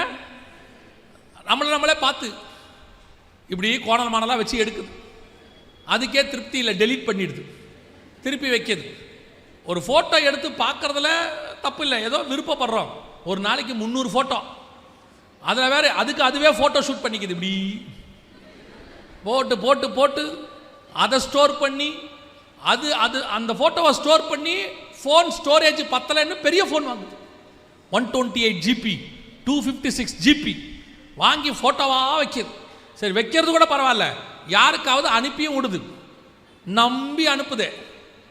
அவன் அந்த ஃபோட்டோவை என்ன பண்ணுறான், சேட்டை. அப்புறம் அனுப்பிவிட்டு நல்லா தெரிஞ்சுக்கொள்ளுங்க, இப்போ உங்களுடைய ஒரு ஃபோட்டோவோ ஒரு வீடியோ மட்டும் இருந்தால் போதும், உங்களை எப்படி வேணாலும் மோசமாகி மாற்ற முடியும். நான் ஒரு ஸ்டுடியோவுக்கு இதுக்கு போயிருக்கிறேன், ஷூட்டிங்க்கு ஹைதராபாத்தில். அப்போது ஒரு பிரதர் எடுத்து இப்படி காட்டுறாரு, என் வீடியோ காட்டுறாரு. அவ்வளோ அழகாக நான் இங்கிலீஷ் பேசுகிறேன், என் லைஃப்பில் பேசினதில்லை. அழகாக இங்கிலீஷ் பேசுகிறேன், 3 நிமிஷம் வீடியோ ஓடுது. எனக்கு இந்த குரல் வந்து என் குரல் தான், என்னுடைய குரல் தான் இருக்குது, வேறு யார் குரலுமே இல்லை, என் குரல் தான் இருக்குது. எனக்கு பயங்கர ஆச்சரியம், நம்ம இந்த வீடியோ பேசலை. அதை விட பெரிய ஆச்சரியம், லிப் சிங்க் ஆகுது, கரெக்டாக லிப்பு சிங்க் ஆகுது. எனக்கு ஆச்சரியம், நான் பேசலை, இது வரைக்கும் இப்படி ஒரு வீடியோ எடுக்கலை, ஆனால் இதே மாதிரி ஷட்டை போட்டு நம்ம வீடியோ கொடுத்துருக்குறோம். இது என்னன்னு கேட்டால் அவங்க சொல்கிறாங்க, பாஸ்டர் உங்களுடையதான வாய்ஸை வச்சு இதே மெசேஜை இங்கிலீஷ்க்கு மாற்றிட்டோம், எப்படியா லிப்சிங்க் ஆகுது? அதுக்கு ஒரு ஆப் இருக்குது பாஸ்டர், அதுக்கேற்ற மாதிரி லிப்சிங்க்கும் பண்ண வைக்கலாம். இப்போ உங்கள் ஒரு வீடியோ இருந்தால் போதும் 10 லாங்குவேஜில் உங்களை பேச வச்சிடலான்றாங்க. கேட்கறதுக்கு நல்லா இருக்குது, ஆனால் மோஸ்ட் டேஞ்சரஸ். இப்போ நான் பேசினது எது, நான் பேசாதது எதுன்னு உங்களுக்கே தெரியாது, உங்களுக்கே சந்தேகம் வந்துடும். அதே மாதிரி தான் உங்கள் வீடியோ உங்கள் ஃபோட்டோ தேவையில்லாதவன் கைக்கு போய் மாட்டுச்சு, தொலைஞ்சிச்சு. அதுக்கப்புறம் அது நான் இல்லை, அது அவங்க ஏஐயில் பண்ணியிருக்கிறாங்க, தப்பு பண்ணியிருக்கிறாங்கன்னு சைபர் கிரைமுக்கு சொல்லி அவங்க கண்டுபிடிச்சி உனக்காக அவங்க எல்லாம் செய்வாங்க. இல்லைன்னு சொல்ல, அது வரைக்கும் உன் மன உளைச்சல், அது வரைக்கும் உன் பிரச்சனை. அதுவும் இன்னும் இருக்கிற மீடியா இருக்குது பாருங்க, பின்னாடி சொல்கிறேன், அது சரியா தப்பான்னு கூட தெரியாது, உடனே ப்ரொபகேண்டா. அதுக்கு வர்றதுக்கு முன்னாடி நம்ம ஊரில் சொல்லுவாங்க, prevention is better then cure. சரி பண்ணுறதுக்கு முன்னாடி வராமல் தடுப்பது தான் நல்லது. தயவு செய்து ஃபோட்டோ எடுங்க, உங்கள் இஷ்டம் எடுங்க. ஆனால் ஒரு லிமிட்டா, எதுக்குமே அளவுக்கு மீறின ஆபத்து தான். அளவுக்கு மீறிச்சு ஆபத்து. இன்னைக்கு நிறைய பேர் அப்படி இருக்கிறாங்க. ஒரு சிலர்லாம் ஸ்டேட்டஸில் என்ன வைக்கணும்னு கூட தெரிய மாட்டேங்குது. முந்தியெல்லாம் குடும்பமாக ஹோட்டலுக்கு போனோம்னா சாப்பாடு வந்த உடனே குடும்பம் ஒரு சின்ன ஜோம் பண்ணுவாங்க. இப்போ ஜோம் பண்ணுறதில்ல, சாப்பாடு வந்தோடனே இருங்க இருங்க இருங்க இருங்க மொத்தம் உட்காந்து ஃபோட்டோ எடுக்குது. அது ஃபஸ்ட்டு வேலையே ஃபோட்டோ தான். எடுத்து நம்ம சாப்பிட்டுக்கிட்டு இருக்கோம், ஒருத்தன் ஃபோன் அடிக்கிறான், என்ன ஹோட்டலில் சாப்பிட்ற போல, என்னடா இது நம்ம சாப்பிட்றது எப்படி அவனுக்கு தெரியுதுன்னா, இது வச்ச ஸ்டேட்டஸை அவன் பார்த்துட்டு ஃபோன் அடிக்கிறான். அப்புறம் நமக்கு வீட்டுக்கு வரத்துக்குள்ள வயிறு வலி வந்துடுது. அவன் என்ன பேசியிருப்பான், குடும்பமே உட்காந்து திங்குது. அப்புறம் வரும்போது இது என்ன சொல்லுது, அந்த ஹோட்டல் சரியில்லை, நீ சரியில்லை, எல்லாத்தையும் ஸ்டேட்டஸ், எதுக்கு எடுத்தாலும் ஸ்டேட்டஸ். ஒரு ஆள் அன்னைக்கு ஸ்டேட்டஸ் வச்சிருக்காரு, நான் பார்க்குறேன், நாங்கள் குடும்பமாய் புறப்பட்டு கொடைக்கானலுக்கு போகிறோம்.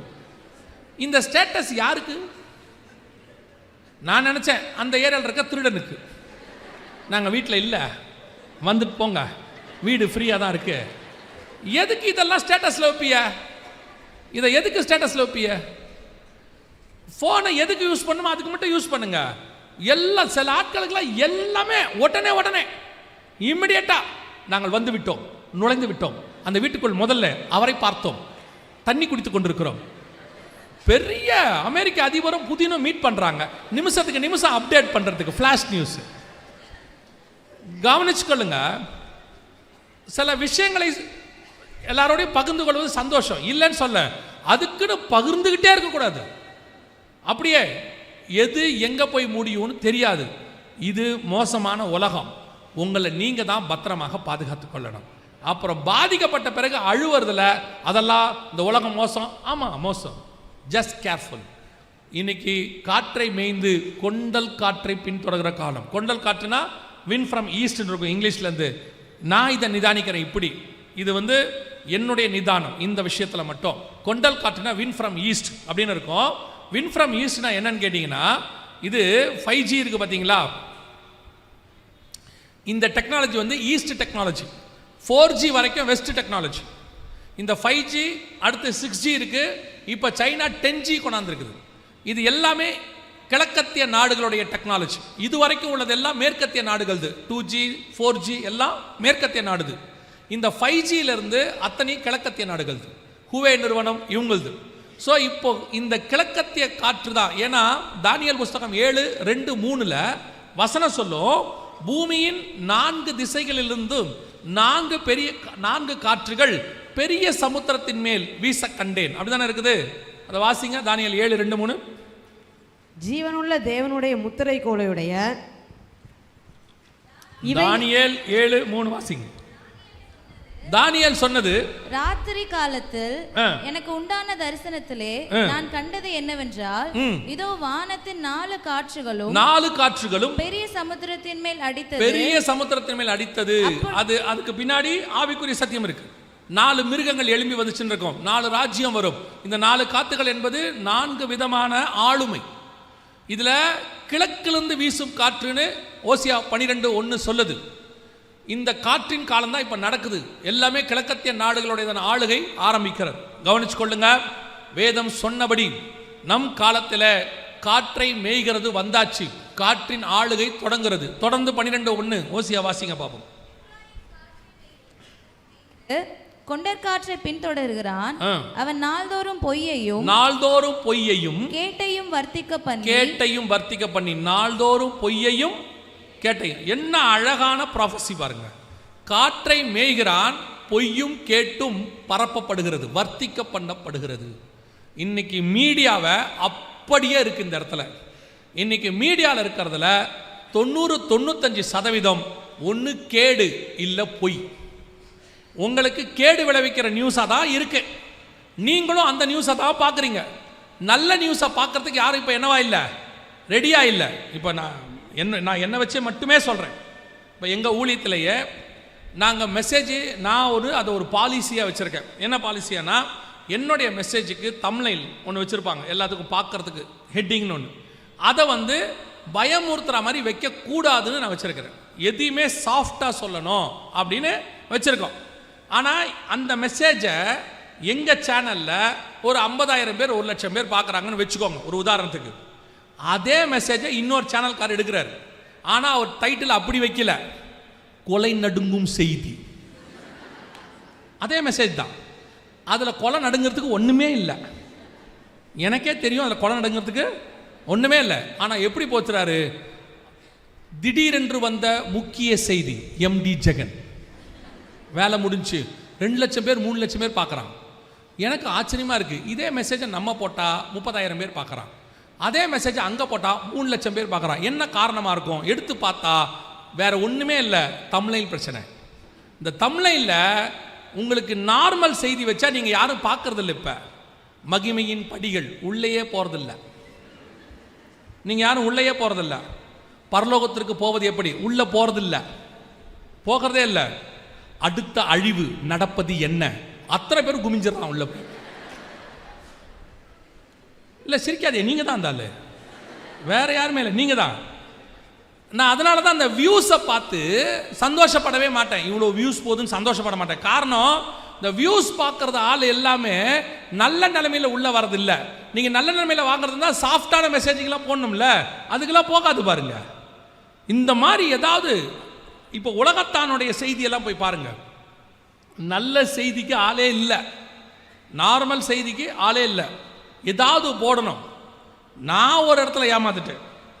ஒரு பெரிய ஆளுடைய ஃபோட்டோவை போட்டு அவர் வீட்டில் மிகவும் சோகமான செய்தி, அத்தனை பேரும் கலக்கம் கண்ணீர். நான் உள்ளே போயிட்டேன். ஐயோ பாவம் என்ன நடந்துச்சோன்னு உள்ளே போனால் அந்த ஆள் வீட்டு நாய் செத்து போயிருக்கு. நிஜமா அவர் ஆசையாய் வளர்த்த நாய் செத்து விட்டது. அவர் சோகமாக இருக்கிறார். அநேகர் ஆறுதல். நான் என்ன அடிச்சுக்கிட்டேன், ஏன் நாயே உனக்கு இந்த வேலை, வேற என்ன செய்யறது? இன்னைக்கு இந்த மாதிரி கேடும் பொய்க்கும் தான் இம்பார்ட்டன்ஸ். எது உண்மை, ரெண்டாவது எது உண்மை எது பொய்ன்னு வேற உங்களுக்கு தெரிய மாட்டேங்குது. நீங்களும் இருக்கீங்கல்ல, இந்த விஷயத்தை எதை ஃபார்வர்ட் பண்ணுவீங்க? நீங்க நல்லா சொல்லுங்க, எதை ஃபார்வர்ட் பண்ணுவீங்க? காலையில் வாக்கு தத்தத்தை ஃபார்வர்ட் பண்ணுவீங்க, அதையும் நீங்க படிக்க போறதில்ல. உங்களுக்கு ஃபார்வர்ட் பண்ற 10 பேர் இருக்கா, நீங்க ஃபார்வர்ட் பண்றது இருக்கு. ஏன்னா உங்களுடையதான ஜனநாயக கடமை அதோட தீர்ந்துருச்சு. ஸ்பிரிச்சுவல் கடமை. காலையில் வசனத்தை ஃபார்வர்ட் பண்ணியாச்சுன்னா, சோத்திர ஆண்டவரே இன்னைக்கு 10 பேருக்கு சுவிசேஷம் சொல்லிட்டோம், வேலை முடிஞ்சு. இதை தவிர நீங்கள் என்ன ஃபார்வர்ட் பண்ணுவீங்க? யோசித்து பாருங்க. ஒன்று, அந்த ஊழியக்காரனை பற்றி இடகுடமாக இருக்கணும், இல்லைன்னா நீங்கள் ஃபார்வர்ட் பண்ண போகிறதே கிடையாது. இல்லைன்னா நான் சொன்ன மாதிரி கிடுகிடுன்னு இருக்கணும், நடுநடுங்கும் செய்தி ஃபார்வர்ட் பண்ணுவீங்க. இல்லைன்னா எதை ஃபார்வர்ட் பண்ணுவீங்க? அந்த ஊழியக்காரருடைய வாழ்க்கையில் நடப்பது என்ன இப்படின்னு போட்டால் உடனே உள்ளே போய், அதுவும் போறீங்களோ இல்லையோ ஷேர் பண்ணிட்டா இவனே உள்ளே போகிறான், அமுச்சு விட்டுறான். அமுச்சு விட்டு நம்ம பார்க்கலான்னு வச்சுக்கோங்க, ஃபோன் பண்ணி வேற கேட்குறான், நான் உன்னை அனுப்புனேன் நீ பார்க்கலையா? ஏன் அந்த செய்தியை நீங்கள் ஃபார்வர்ட் பண்ணுவீங்க? அதனால் உங்களுக்கு என்ன பலன்? இல்லை அந்த ஊழியக்காரை பற்றி உண்மையாக இருக்கட்டும், அவர் செஞ்சது தப்பாகவே இருக்கட்டும், அதை ஃபார்வர்ட் பண்ணுறதுனால உங்களுக்கு என்ன பலன்? வேதம் தெளிவாக சொல்லுது, பக்தி விருத்திக்கு ஏதுவான நல்ல வார்த்தைகளையே பேசுங்க. இப்போ இதனால உங்களுக்கு என்ன பிரயோஜனம்? ஒரு பிரயோஜனமும் கிடையாது. இப்போ ஒருவேளை அது பொய்யா இருந்துச்சுன்னா என்ன பண்ணுவீங்க? சரி உண்மையாவே இருக்கு, அதனால கொஞ்சம் பேர் இடர் அடைஞ்சிட்டான், என்ன பண்ணுவீங்க? நல்லா கவனிங்க. இங்கே குற்றம் இல்லாதவன் எவனும் இல்லை. தெளிவாக இயேசு சொல்லிட்டாரு, அவன் முதுகில் இருக்கிறத முதல்ல பாரு, உன் கண்ணில் உள்ள உத்தரத்தை முதல்ல எடுத்து போடு, அப்புறமா அவன் சகோதரங்கிட்ட போலான்னு. இங்கே நியாயம் தீர்க்கிறவர்கள் அதிகமாயிட்டாங்க. தயவு செய்து விசுவாசிகளுக்கு சொல்றேன், நீங்க ஃபார்வர்ட் பண்ண வேண்டியது காஸ்பல். இயேசு சொன்னது, போய் சகல ஜாதிகளுக்கும் சுவிசேஷம் சொல்லுங்க. இதான் யூ வாண்ட் டு ஃபார்வர்ட். இப்போ நீங்க எதை ஃபார்வர்ட் பண்றீங்க?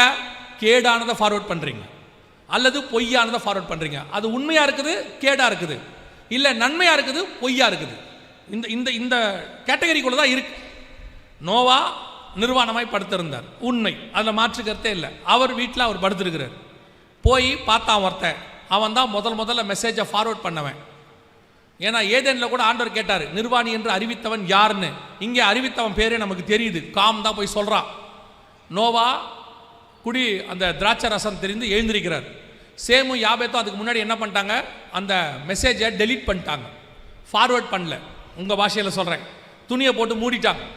இப்போ நோவா எழுந்திருச்சாரு. வசனம் சொல்லுது, அதை மூடினவனுக்கு ஆசீர்வாதம், ஃபார்வர்ட் பண்ணவனுடைய சந்ததி சபிக்கப்பட்டது. இப்போ நீங்கள் என்ன பண்ண போறீங்கன்றதை நீங்களே யோசிச்சு கொள்ளுங்க. தயவு செய்து பக்தி விருத்திக்கு ஏதுவான காரியங்களை ஃபார்வர்ட் பண்ணுங்க, தப்பே கிடையாது. சுவிசேஷம் சொல்லுங்க.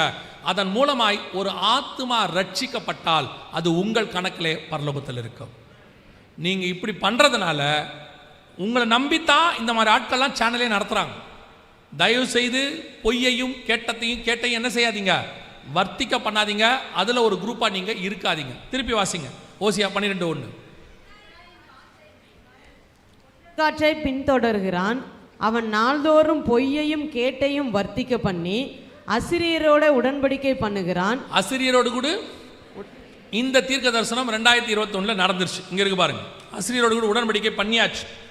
2000 வருஷமா, ஏன் இன்னும் சொல்ல போனா 3000 வருஷமா அசிரியரோடு கூட உடன்படிக்கை கிடையாது. சனகரிப் காலத்திலிருந்து அவன் தான் அசிரிய ராஜா.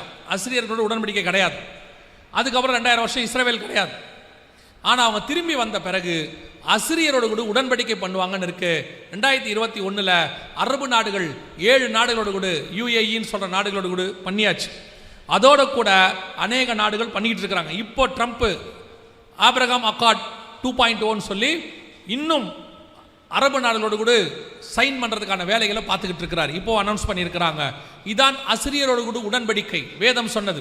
இதெல்லாம் நடக்க வாய்ப்பே கிடையாதுங்க. ஏன்னு கேட்டா இந்த நாடுகள் எல்லாம் இஸ்ரவேலை பரம எதிரியா பார்க்குறவங்க, பரம எதிரி. இவங்களுடைய நாட்டோடைய பாஸ்போர்ட்ல அவங்க நாட்டு பேர் இருக்கும், எந்த நாடு கொடுக்குதோ அந்த நாட்டோட பேர் இருக்கும். ஆனால் எல்லா நாட்டு பாஸ்போர்ட்லையும் ஃபர்ஸ்ட் பேஜில் நான் பார்த்துருக்கேன், ஃபர்ஸ்ட் பேஜில் this passport is not valid for இஸ்ரேல்னு இருக்கும், பிரிண்ட் பண்ணியிருப்பாங்க. இந்த பாஸ்போர்ட்டை இஸ்ரேலுக்கு கொண்டு போகக்கூடாது, அவங்க பாஸ்போர்ட் கூட இஸ்ரேலுக்குள்ளே போயிடக்கூடாதுன்னு நினைக்கிறவங்க அவங்க.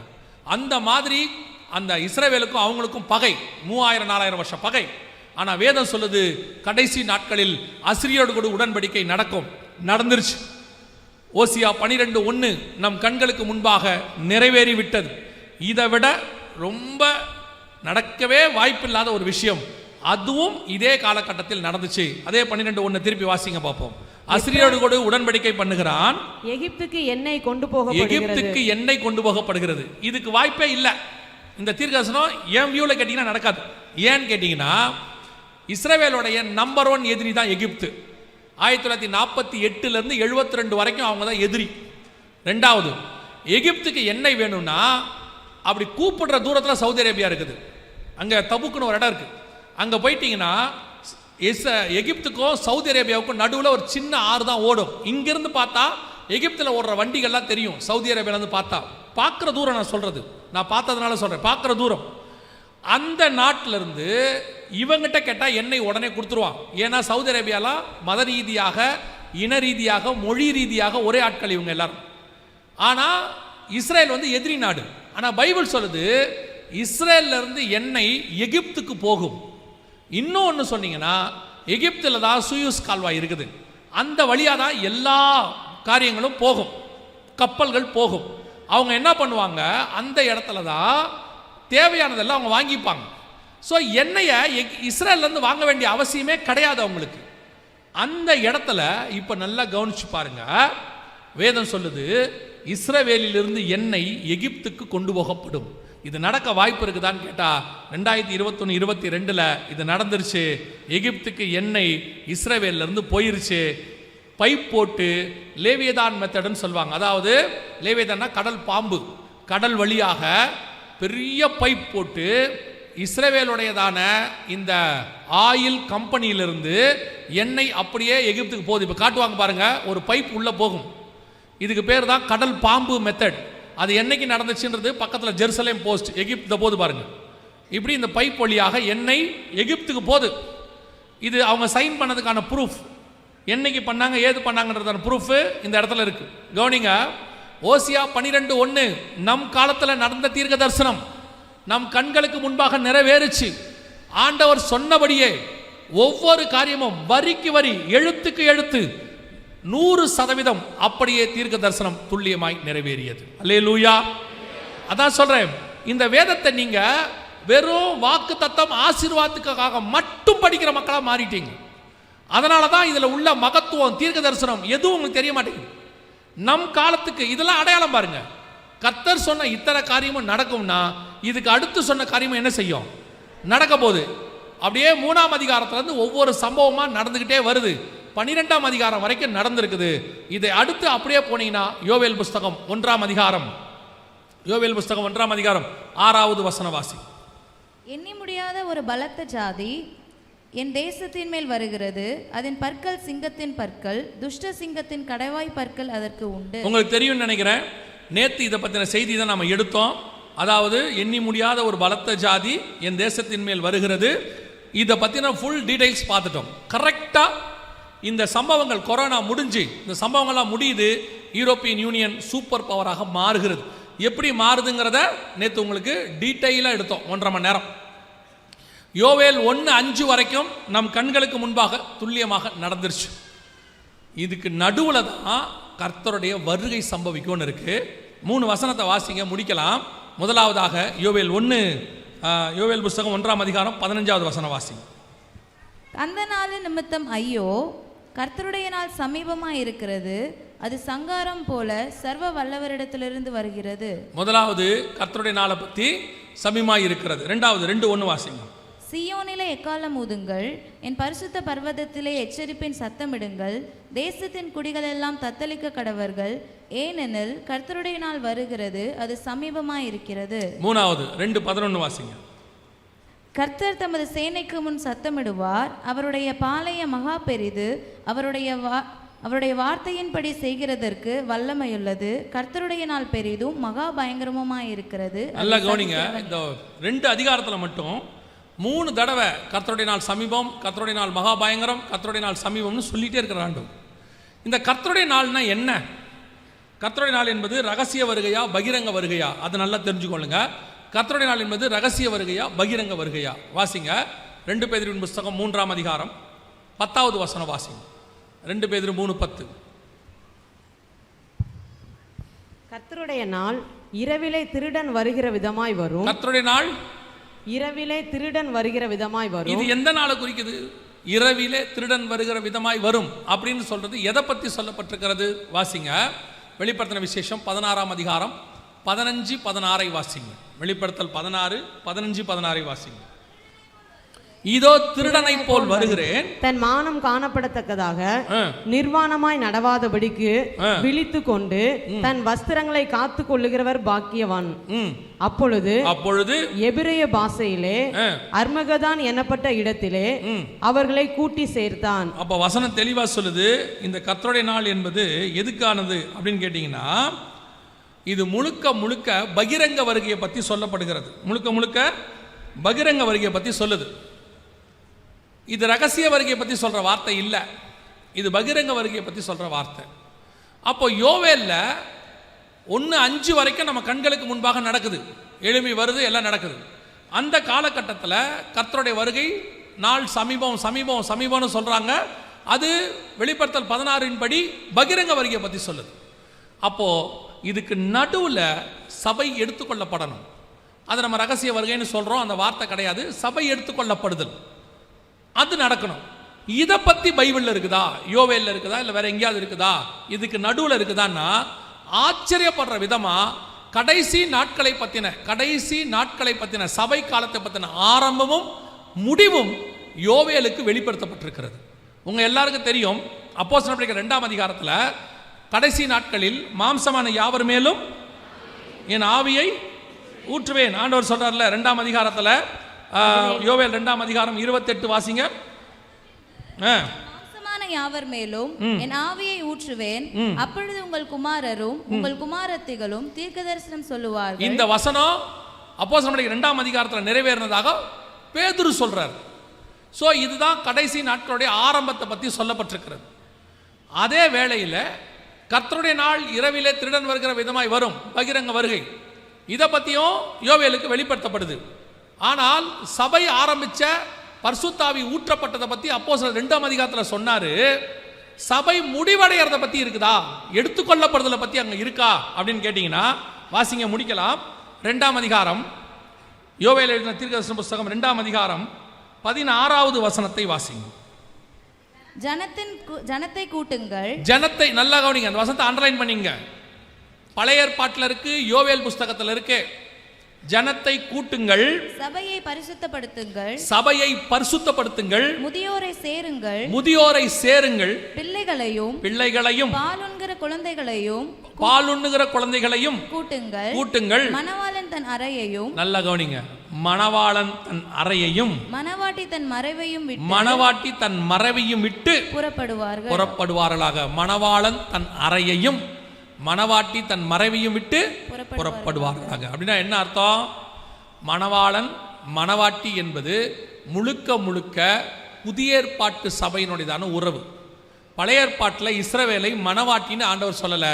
புதிய ஏற்பாட்டில் சபையை கர்த்தர் மணவாட்டின்னு சொல்றார். 2 கொரிந்தியர் 11ஆம் அதிகாரம் 2 கொரிந்தியர் 11ஆம் அதிகாரம் 2வது வசனம் வாசிங்க. 2 கொரிந்தியர் 11:2. நான் உங்களை கற்புள்ள கன்னிகையாக கிறிஸ்து என்னும் ஒரே புருஷனுக்கு ஒப்பு கொடுக்க நியமித்தபடியால் இந்த இடத்துல சபையை மணவாட்டி என்று அவர் சொல்லுகிறார். வெளிப்படுத்தின விசேஷம் 21ஆம் அதிகாரம் 2வது வசனம் வாசிங்க. யோவானாகிய நான் புதிய எருசலேமாகிய பரிசுத்த நகரத்தை தேவனிடத்திலிருந்து பரலோகத்தை விட்டு இறங்கி வர கண்டேன். அது தன் புருஷனுக்காக அலங்கரிக்கப்பட்ட மணவாட்டியை போல ஆயத்தமாக்கப்பட்டிருந்தது. மணவாட்டியை போல ஆயத்தமாக்கப்பட்டிருந்தது. வெளிப்படுத்தின விசேஷம் 21ஆம் அதிகாரம் 9வது வசனம் வாசி. பின்பு கடைசியான 7 வாதைகளால் நிறைந்த 7 கலசங்களையுடைய அந்த 7 தூதரில் ஒருவன் என்னிடத்தில் வந்து, நீ இங்கே வா, ஆட்டுக்குட்டியானவருடைய மனைவியாகிய மணவாட்டியை உனக்கு காண்பிக்கிறேன் என்று சொல்லி. வசனம் தெளிவா இருக்கு. மணவாட்டி மணவாளன் அப்படின்றது ஒரு தடவைக்கு பல தடவை புதிய ஏற்பாட்டு சபையை பற்றி மட்டும் சொல்லப்பட்டது. அதே காரியம்தான் உன்னத பாட்டிலையும் தீர்க்க தரிசனமாக இருக்கிறது. ஸோ யோவேல் தீர்க்க தரிசன புஸ்தகம் 2ஆம் அதிகாரம் 16வது வசனத்தை திருப்பி வாசிங்க. இப்ப ஜனத்தை கூட்டுங்கள், சபையை பரிசுத்தப்படுத்துங்கள், நல்ல கவனிங்க, ஜனத்தை கூட்டுங்கள், சபையை பரிசுத்தப்படுத்துங்கள். அதான் முக்கியம். சபையை பரிசுத்தப்படுத்துங்கள், முதியோரை சேருங்கள், பிள்ளைகளையும் பாலுண்கிற குழந்தைகளையும் கூட்டுங்கள், மணவாளன் தன் அறையையும். அப்படின்னா என்ன அர்த்தம்? பிதாவின் வலது பார்சத்தில் அவர் உட்கார்ந்து இருக்கிறார். ஒரு டிரான்ஸ்லேஷன்ல ஃபாதர்ஸ் சேம்பர்னு இருக்கும். அங்கிருந்து மணவாளன் தன் அறையையும், அடுத்து மணவாட்டி தன் மறைவு. அப்படின்னா என்ன அர்த்தம்? கண்மலையின் வெடிப்புகளிலும் சிகரங்களின் மறைவிடங்களிலும் தங்கியிருக்கிற என் புறாவே உன் முகரூபத்தை காண்பி. அப்பனா மணவாளனுடைய அறை என்பது பிதாவின் வலது பாரிசம், மணவாட்டியின் மறைவு என்பது கண்மலையின் வெடிப்புக்குள்ளே தங்கியிருக்கிற சபை. வசனம் சொல்லுது, சபையை பரிசுத்தப்படுத்துங்கள், மணவாளனும் மணவாட்டியும் புறப்பட்டு போகிறார்கள். பழைய ஏற்பாட்டில் சபை எடுத்துக்கொள்ளப்படுதலை பற்றி நேரடியாக வசனம் இருக்கு, நேரடியாக இருக்கு. இதுக்கு அப்புறம்தான் கர்த்தருடைய நாளே வருது. வாசிங்க யோவேல் தீர்க்கதரிசன புஸ்தகம் 2ஆம் அதிகாரம் 31வது வசனம். கர்த்தருடைய பெரிதும் பயங்கரமுமான நாள் வரும் முன்னே சூரியன் இருளாகவும் சந்திரன் இரத்தமாகவும் மாறும். 3ஆம் அதிகாரம் 14வது வசனம். நியாய தீர்ப்பின் பள்ளத்தாக்கிலே ஜனங்கள் திரளாய் இருக்கிறார்கள். நியாய தீர்ப்பின் பள்ளத்தாக்கிலே கர்த்தரின் நாள் சமீபமாக இருக்கிறது. இன்னும் கர்த்தருடைய நாள் வரல, சமீபம் சொல்லிட்டே இருக்குது. ஆனா அதுக்கு நடுவுல மணவாளனும் மணவாட்டியும் புறப்படுவார்களாக. பரிசுத்த ஆவியானவர் ஊற்றப்பட்ட கடைசி காலத்தில் மாம்சமான யாவர் மேலும் ஊற்றப்பட்ட அந்த தீர்க்க தரிசனமும் யோவேல்ல தான் இருக்குது. சபை புறப்பட்டு பரலோகத்துக்கு போகிற தீர்க்க தரிசனமும் யோவேல்ல தான் இருக்குது. இந்த 2 காரியமும் வெளிப்பாடு யோவேலுக்கு தான் கொடுக்கப்பட்டது. கர்த்தருடைய தீர்க்க தரிசனமான வார்த்தைகள் மிக துல்லியமாய் நம் கண்களுக்கு முன்பாக நடக்குது. இப்போ யோவேல் 1:5-6 காலத்தில் நம்ம இருக்கிறோம். வெகு சீக்கிரத்தில் 2:16 நடக்க போகுது. அதுக்குத்தான் அந்த 16வது வசனம் சொல்லுது, ஜனத்தை கூட்டுங்கள். இப்போ உங்க எல்லாரையும் அதுக்கு தான் கூட்டி இருக்குது. உங்களை இப்படி கூட்டினதுக்கு என்ன காரணம்னு நினைக்கிறீங்க? கவனிச்சு கொள்ளுங்க. இதே இடத்துல இந்த மீட்டிங் 10 வருஷம் கழிச்சு நடக்குது. 10 வருஷம் கழிச்சு நடக்குது. என்ன காரணம் நீங்க நினைக்கிறீங்க? இந்த 10 வருஷத்துல உங்களை கூட்டுவதற்கு தேவையான எல்லா இன்ஃப்ராஸ்ட்ரக்சரையும் அவரை வைத்து கர்த்தர் ரெடி பண்ணினார். அத்தனை பேரை வச்சு ரெடி பண்ணியிருக்கிறார். இப்போ இத்தனை பேருக்கும் இந்த சுவிசேஷத்தை சொல்லுவதற்கு ஆண்டவர் இவ்வளவு காரியங்களையும் இந்த 10 வருஷத்தில் வெளிப்படுத்தி கொடுத்தார். இப்போ ஜனத்தை கூட்டுவதற்கான இன்ஃப்ராஸ்ட்ரக்சரும் ரெடியாக்கப்பட்டது, தீர்க்க தரிசனமும் வெளியரங்கமாக்கப்பட்டது. ஜனத்தை கூட்டுங்கள், சபையை பரிசுத்தப்படுத்துங்கள். நீங்கள் கூடி வந்தது சபை பரிசுத்தப்படுவதற்கு. ஏதோ 4 நாள் மீட்டிங் நடத்தினாங்க, ஏதோ ஒரு வருஷத்தில் அவங்க வைக்கிற கன்வென்ஷன் இது, ஒவ்வொரு வருஷமும் நடத்துவாங்க, அது வேற. இந்த வருஷம் உங்களை கூட்டினதுக்கு கர்த்தருக்கு ஒரு முகாந்தரம் இருக்கிறது. உங்களையும் என்னையும் மணவாளனும் மணவாட்டியுமான அந்த வருகையில சேர்ப்பதுக்கு தான் இது கூட்டப்பட்டிருக்கிறது. எதுக்கு இவ்வளவு பெரிய பிரயாசம்? எதுக்கு இவ்வளவு பேரை கூட்டி சேர்க்கணும்? அதுக்கான காரியங்களை ஆண்டவர் இவ்வளவு ரெடி பண்ணதுக்கு என்ன காரணம்? ஒரே ஒரு நோக்கம் தான் கர்த்தருக்கு உண்டு. தன்னுடைய மணவாட்டி சபையை கொண்டு போய் தன்னோடு கூட வைத்துக் கொள்ள கர்த்தர் விரும்புகிறார். அது வரைக்கும் சபை பரிசுத்தம் பண்ணப்படும். சபை பரிசுத்தப்படுவதற்கு தான் கூடி வருது. சபை வேற எதுக்காகவும் கூடி வரவே இல்லை. திருப்பியும் சொல்றேன், நான் எப்பவும் சொல்வேன், சபை ஹீலிங் சென்டர் இல்லை, சபை டெலிவரன்ஸ் சென்டர் இல்லை, சபை டிரான்ஸ்ஃபர்மேஷன் சென்டர், மறுரூபமாக்குற இடம். அந்த மறுரூபம் ஆகும்போது ஹீலிங் நடக்கும், மறுரூபம் ஆகும்போது டெலிவரன்ஸ் நடக்கும், மறுரூபம் ஆகும்போது பிளஸ்ஸிங் வரும், மறுரூபம் ஆகும்போது எல்லாம் வரும். ஆனா உங்களுடைய என்னுடைய நோக்கம் எப்படியாவது மறுரூபமாகி அவரோடு கூட மேலே பறந்து போவது. இது ஒண்ணுதான் நம்முடைய திட்டம், இதான் நம்முடையதான எதிர்பார்ப்பு. இதுக்குத்தான் சபை, இதுக்குத்தான் உங்களை கூட்டி சேர்த்திருக்கிறார், வேற எதுக்காகவும் இல்லை. நான் சொல்லுவேன், வெறும் உலக பிரகாரமான ஆசீர்வாதத்துக்காகத்தான் நீங்கள் இயேசுவை ஏற்றுக்கொண்டால், இம்மைக்காக மட்டும் அவரை தேடுவோமானால் நாம் பரிதபிக்கப்பட்டவர்கள் என்று வேதம் சொல்லுது. வேர்ல்ட்லி பிளெஸிங்காக நீங்க சர்ச்சுக்கு வர வேண்டிய அவசியம் இல்லை. ஏன் சொல்றேன் தெரியுமா? நம்மை விட உலகத்தான் ஆசீர்வாதமா தான் இருக்கிறோம். அங்க உண்மையா நீங்க வேலை செஞ்சா அங்க ஆசீர்வதிக்கப்படுவீர்கள். ஆனால் பரலோகத்துக்கு போகிற வழி, பரிசுத்தம்னா என்ன, நித்திய ஜீவன்னா என்ன, இயேசுவோடு கூட போவதுனா என்ன என்பதை, நித்திய ஆசீர்வாதம்னா என்னங்கிறத உலகத்தால சொல்லவே முடியாது, சபையால மட்டும்தான் சொல்ல முடியும். அதுக்காகத்தான் நீங்க இங்க வரீங்க. அப்படி வருகிற உங்களுக்கு உலக ஆசீர்வாதத்தையும் ஆண்டவர் சேர்த்து கொடுக்கிறார். முதலாவது தேவனுடைய ராஜ்யத்தையும் நீதியையும், பின்பு இவை யாவும் உங்களுக்கு. நான் இப்பவும் சொல்றேன், நேற்று சொன்ன திருப்பியும் சொல்றேன், இந்த உலக ஆசீர்வாதம் கர்த்தருடைய பார்வையில் ஒரு பொருட்டே இல்லைங்க. அவர் நினைச்சார்னா ஒரு நாள் ராத்திரியில எக்கானமியை மாத்தி இஸ்ரவேலை ஆசீர்வச்ச மாதிரி உங்களை என்னையும் ஆசீர்வச்சிருவார். அவர் நினைச்சார்னா ஒரே நாள் ராத்திரியில 6 லட்சம் புருஷரை கொள்ளையிட பண்ணி புறப்பட பண்ணுவதற்கு வல்லமை உள்ள தேவனாக இருக்கிறார். அவர் நினைச்சார்னா ஒரே நாள் சாயங்காலத்தில் பார்த்தீங்கன்னா இந்த பக்கமும் அந்த பக்கமும் மைல் கணக்கில் காடையை விழ பண்ணுவதற்கு வல்லமை உள்ளவராக இருக்கிறார். அவர் நினைச்சார்னா கண்ணை மூடி கண்ணை திறக்கிறதுக்குள்ள 5000 புருஷர்களுக்கு அப்பம் கொடுப்பதற்கு, மீனை கொடுப்பதற்கு வல்லமை உள்ளவராக இருக்கிறார்.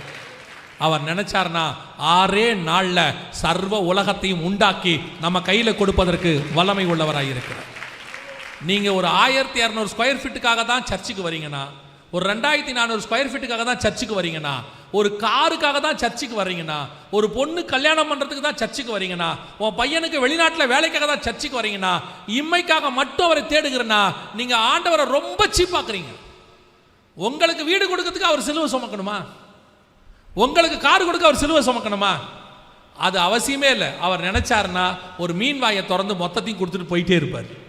ஆனால் அவருக்கு தேவை என்ன தெரியுமா? இது எல்லாவற்றையும் விட விலையேற பெற்ற நம்முடைய ஆத்துமாவை பரலோகத்தில் கொண்டு போய் வைக்க வேண்டும் என்று கர்த்தர் விரும்புகிறார். அதை வேற எதை கொடுத்தும் சாத்தாங்கிட்ட இருந்து மீட்க முடியாது. அவருடைய ஜீவனை கொடுத்து, ரத்தத்தை கொடுத்து கர்த்தர் மீட்டு இருக்கிறார். உங்களுடைய என்னுடைய கான்சன்ட்ரேஷன் அதில் மட்டும்தான் இருக்கணும். நான் திருப்பியும் சொல்றேன், 33 வருஷம் நான் இயேசுவை பிடிச்சிருக்கிறேன். இந்த 33 வருஷத்துல இயேசு என்னை அப்பத்துக்கு இறைஞ்ச விட்டதே கிடையாது.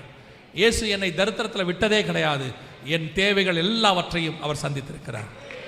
என் அளவில் என்னை ராஜா போல தான் கர்த்தர் வச்சிருக்கிறார். ஏன் அளவில் சொல்றேன், நான் எந்த நாட்டுக்கு ராஜா கிடையாது, ஆனால் ஏன் அளவில் ராஜாக்களும் ஆசாரியருமாய் கர்த்தர் வச்சிருக்கிறார். அதனால இந்த இம்மைக்கு தேடுறதை நிறுத்திடுங்க. அதை ஒரு பொருட்டாவே நினைக்காதீங்க. அது தானா வரும். நீங்கள் போய் ஹோட்டலில் போய் ஆர்டர் பண்ணும்போது உங்களுக்கு தேவை இட்லியா தோசையான்னு சொல்லுங்க, கூட சட்னி சாம்பார் அவனே கொடுப்பான். ஆமாம் தானே? நீங்கள் சொன்ன உடனே 2 இட்லி, சட்னி, சாம்பார், கார சட்னி, புதினா சட்னி, சார் அதெல்லாம் தாரு, உங்களுக்கு என்ன வேணும்? 2 இட்லி, இதெல்லாம் கூட வரும். இல்லைப்பா அந்த டிஷ்யூ பேப்பர் அதெல்லாம் வரும் சார், எல்லாம் பேக்கேஜில் வரும்.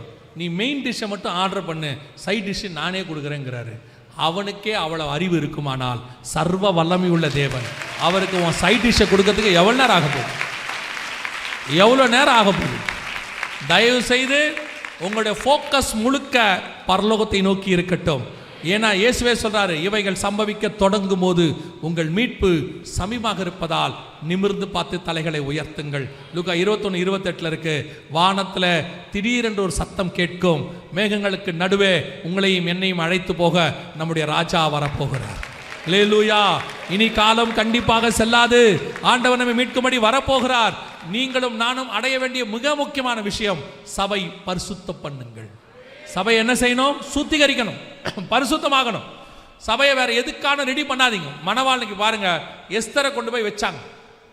வச்சுட்டு எஸ்தருக்கு அவங்க ஒண்ணுமே செய்யல, சுத்திகரிப்பு தான் செஞ்சாங்களாமா. வெள்ளை போலத்தினாலும் கந்தர்வத்தினாலும் பெண்களுக்குரியதான ஸ்திரீகளுக்குரிய சுத்திகரிப்பினாலும் 12 மாசம் சுத்திகரிச்சானா.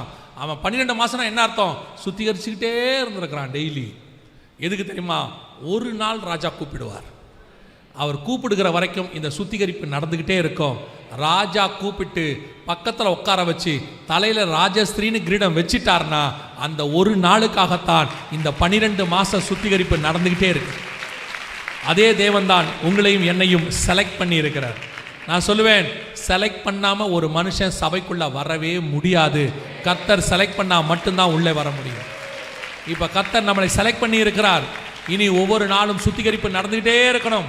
ஒரு நாள் வரும், எக்காலம் தொனிக்கும், ஒரு சத்தம் கேட்கும், இங்கே ஏறிவா என்று கர்த்தர் சொல்லுவார். நாம் புறப்பட்டு அவரை சந்திக்கும்படி போகிறோம். அல்லேலூயா. நாம் ஜெபிக்க போகிறோம். ஏந்திரிக்கலாமா தேவ சமூகத்தில்? நாம் எல்லோரும் ஏந்திரிப்போம். ஒரு 5 நிமிஷம் மாத்திரம் ஜெபம் பண்ணிட்டு பாஸ்டர் கையில் கொடுத்துறேன். தொடர்ந்து பாஸ்டர் நடத்துவாங்க. எல்லா கண்களையும் மூடுவோம். இவ்வளவு அடையாளங்களும் எதற்காக? ஓசியா 3ஆம் அதிகாரத்திலிருந்து ஏறக்குறைய 77 வருஷமாக இது நடைபெற்று கொண்டிருக்கிறது. நீங்க பார்த்தது இந்த 77 வருஷத்தினுடைய தீர்க்க தரிசனம். ஒவ்வொரு காரியமும் அடுத்து அடுத்து அடுத்து நிறைவேறிக்கிட்டே இருக்குது. இவைகளுக்கு நடுவில் தான் உங்களை என்னையும் மீட்க மணவாளன் வரப்போகிறார். இந்த அடையாளங்கள்லாம் எதுக்காக தெரியுமா? இதெல்லாம் நடக்குதுன்னா இதோடு கூட சொன்ன மணவாளனுடைய வருகையும் சம்பவிக்கும். இதெல்லாம் அடுத்து அடுத்து உலக பிரகாரமாக கரெக்டாக நடக்குதுன்னா மணவாளன் மணவாட்டியை கூட்டிகிட்டு போகிறதும் கரெக்டாக நடக்கும். அவர் சொன்ன 100 விஷயங்களில் 99 நடக்குதுன்னா 100ஆவதும் நடக்க போகிறது என்று அர்த்தம். அதுக்கு உங்களுக்கு எனக்கு அவர் கேட்டிருக்கிற ஒரே கிரைட்டீரியா என்ன தெரியுமா? ஜனத்தை கூட்டுங்கள், சபையை பரிசுத்தப்படுத்துங்கள், சபையை பரிசுத்தப்படுத்துங்கள்.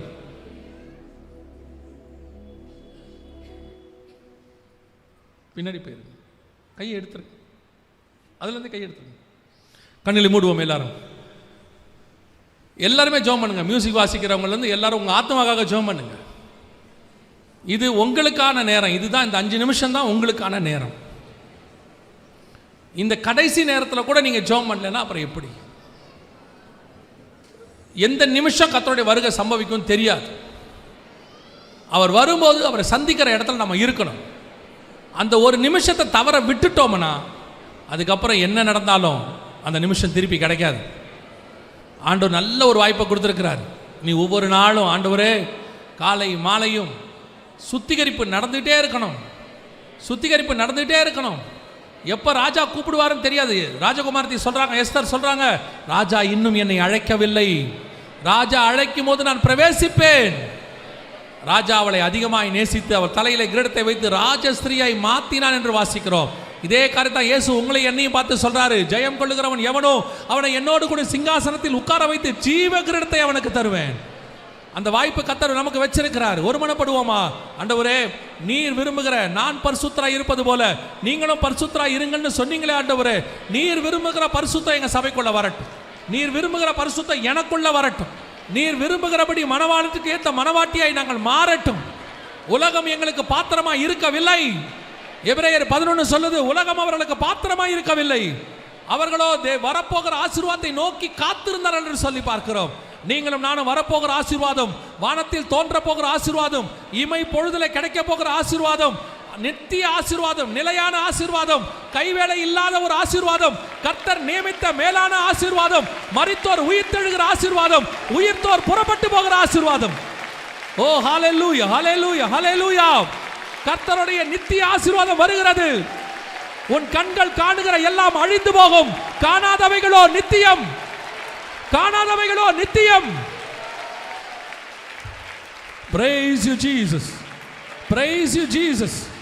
நீ காணாத, உன் சிந்தனையில் தோன்றாத, நீ கேட்காத ஒரு நித்திய ஆசீர்வாதத்தை கர்த்தர் நியமித்து வைத்திருக்கிறார். அது அப்பத்தான் வெளிப்படும். ஆண்டவர் உன்னை என்னை பார்த்து சொல்வார், எஜமானுடைய சந்தோஷத்துக்குள் பிரவேசி. ஆட்டுக்குட்டியானவர் தாமே ஜீவ தண்ணீர் அண்டைக்கு நடத்த போகிறார். நம் கண்ணீர் யாவையும் துடைப்பார்.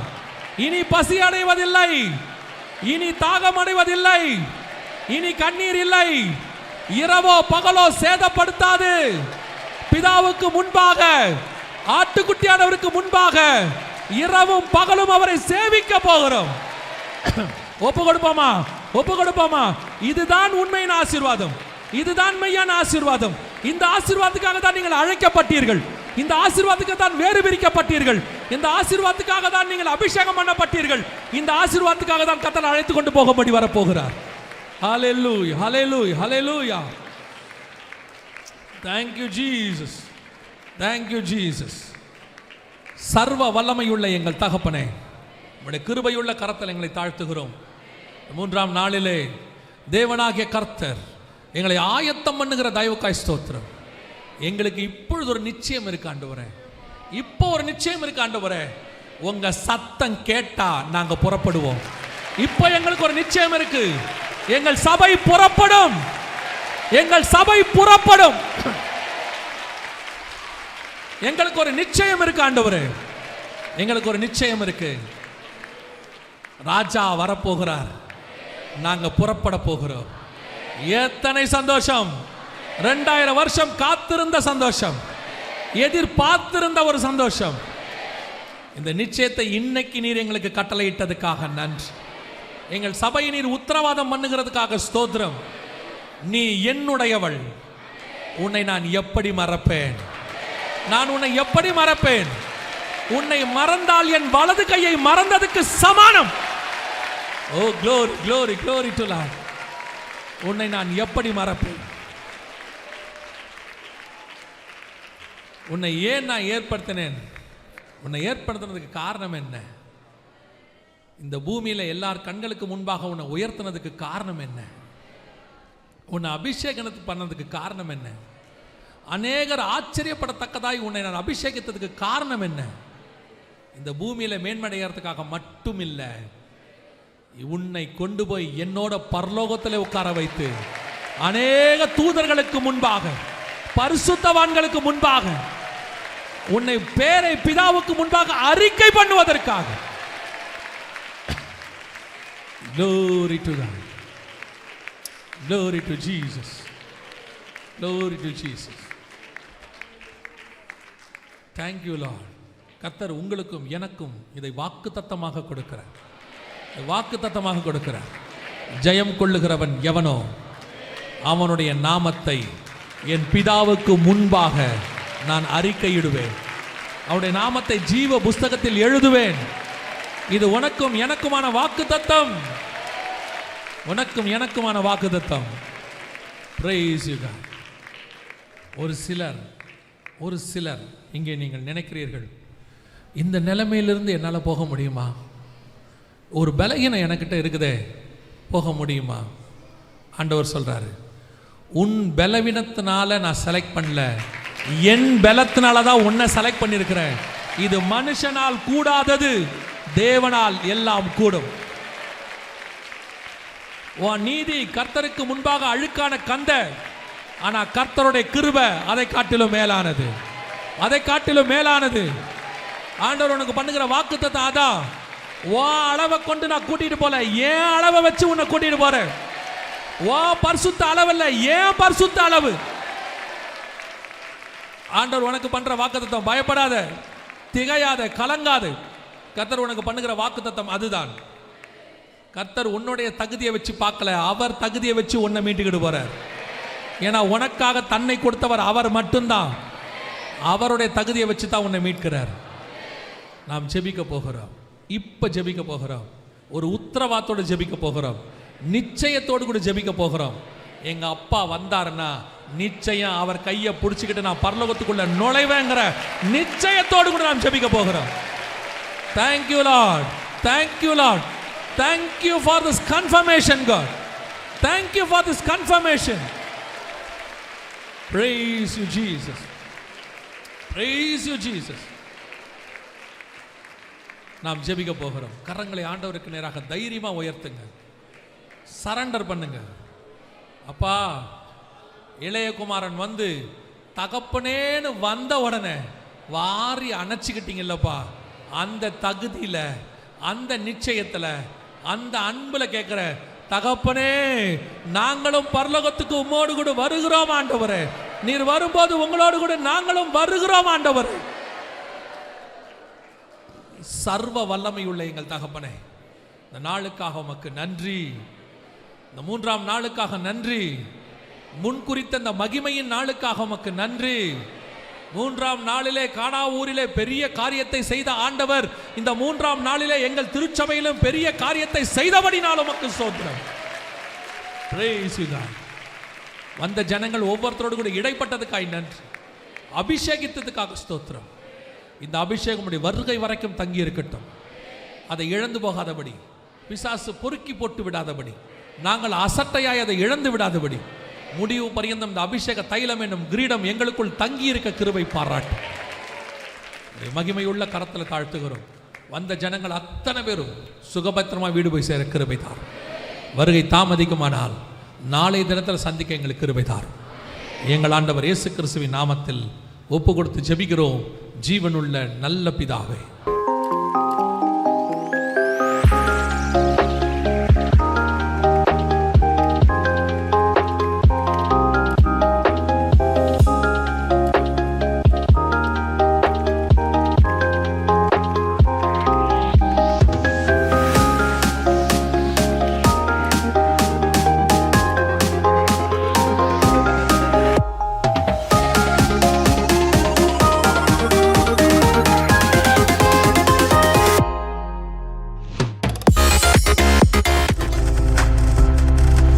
நீங்கள் பார்த்துக் கொண்டிருப்பது உங்கள் ஜாய் டிவி. உங்கள் துக்கம் சந்தோஷமாய் மாறும்.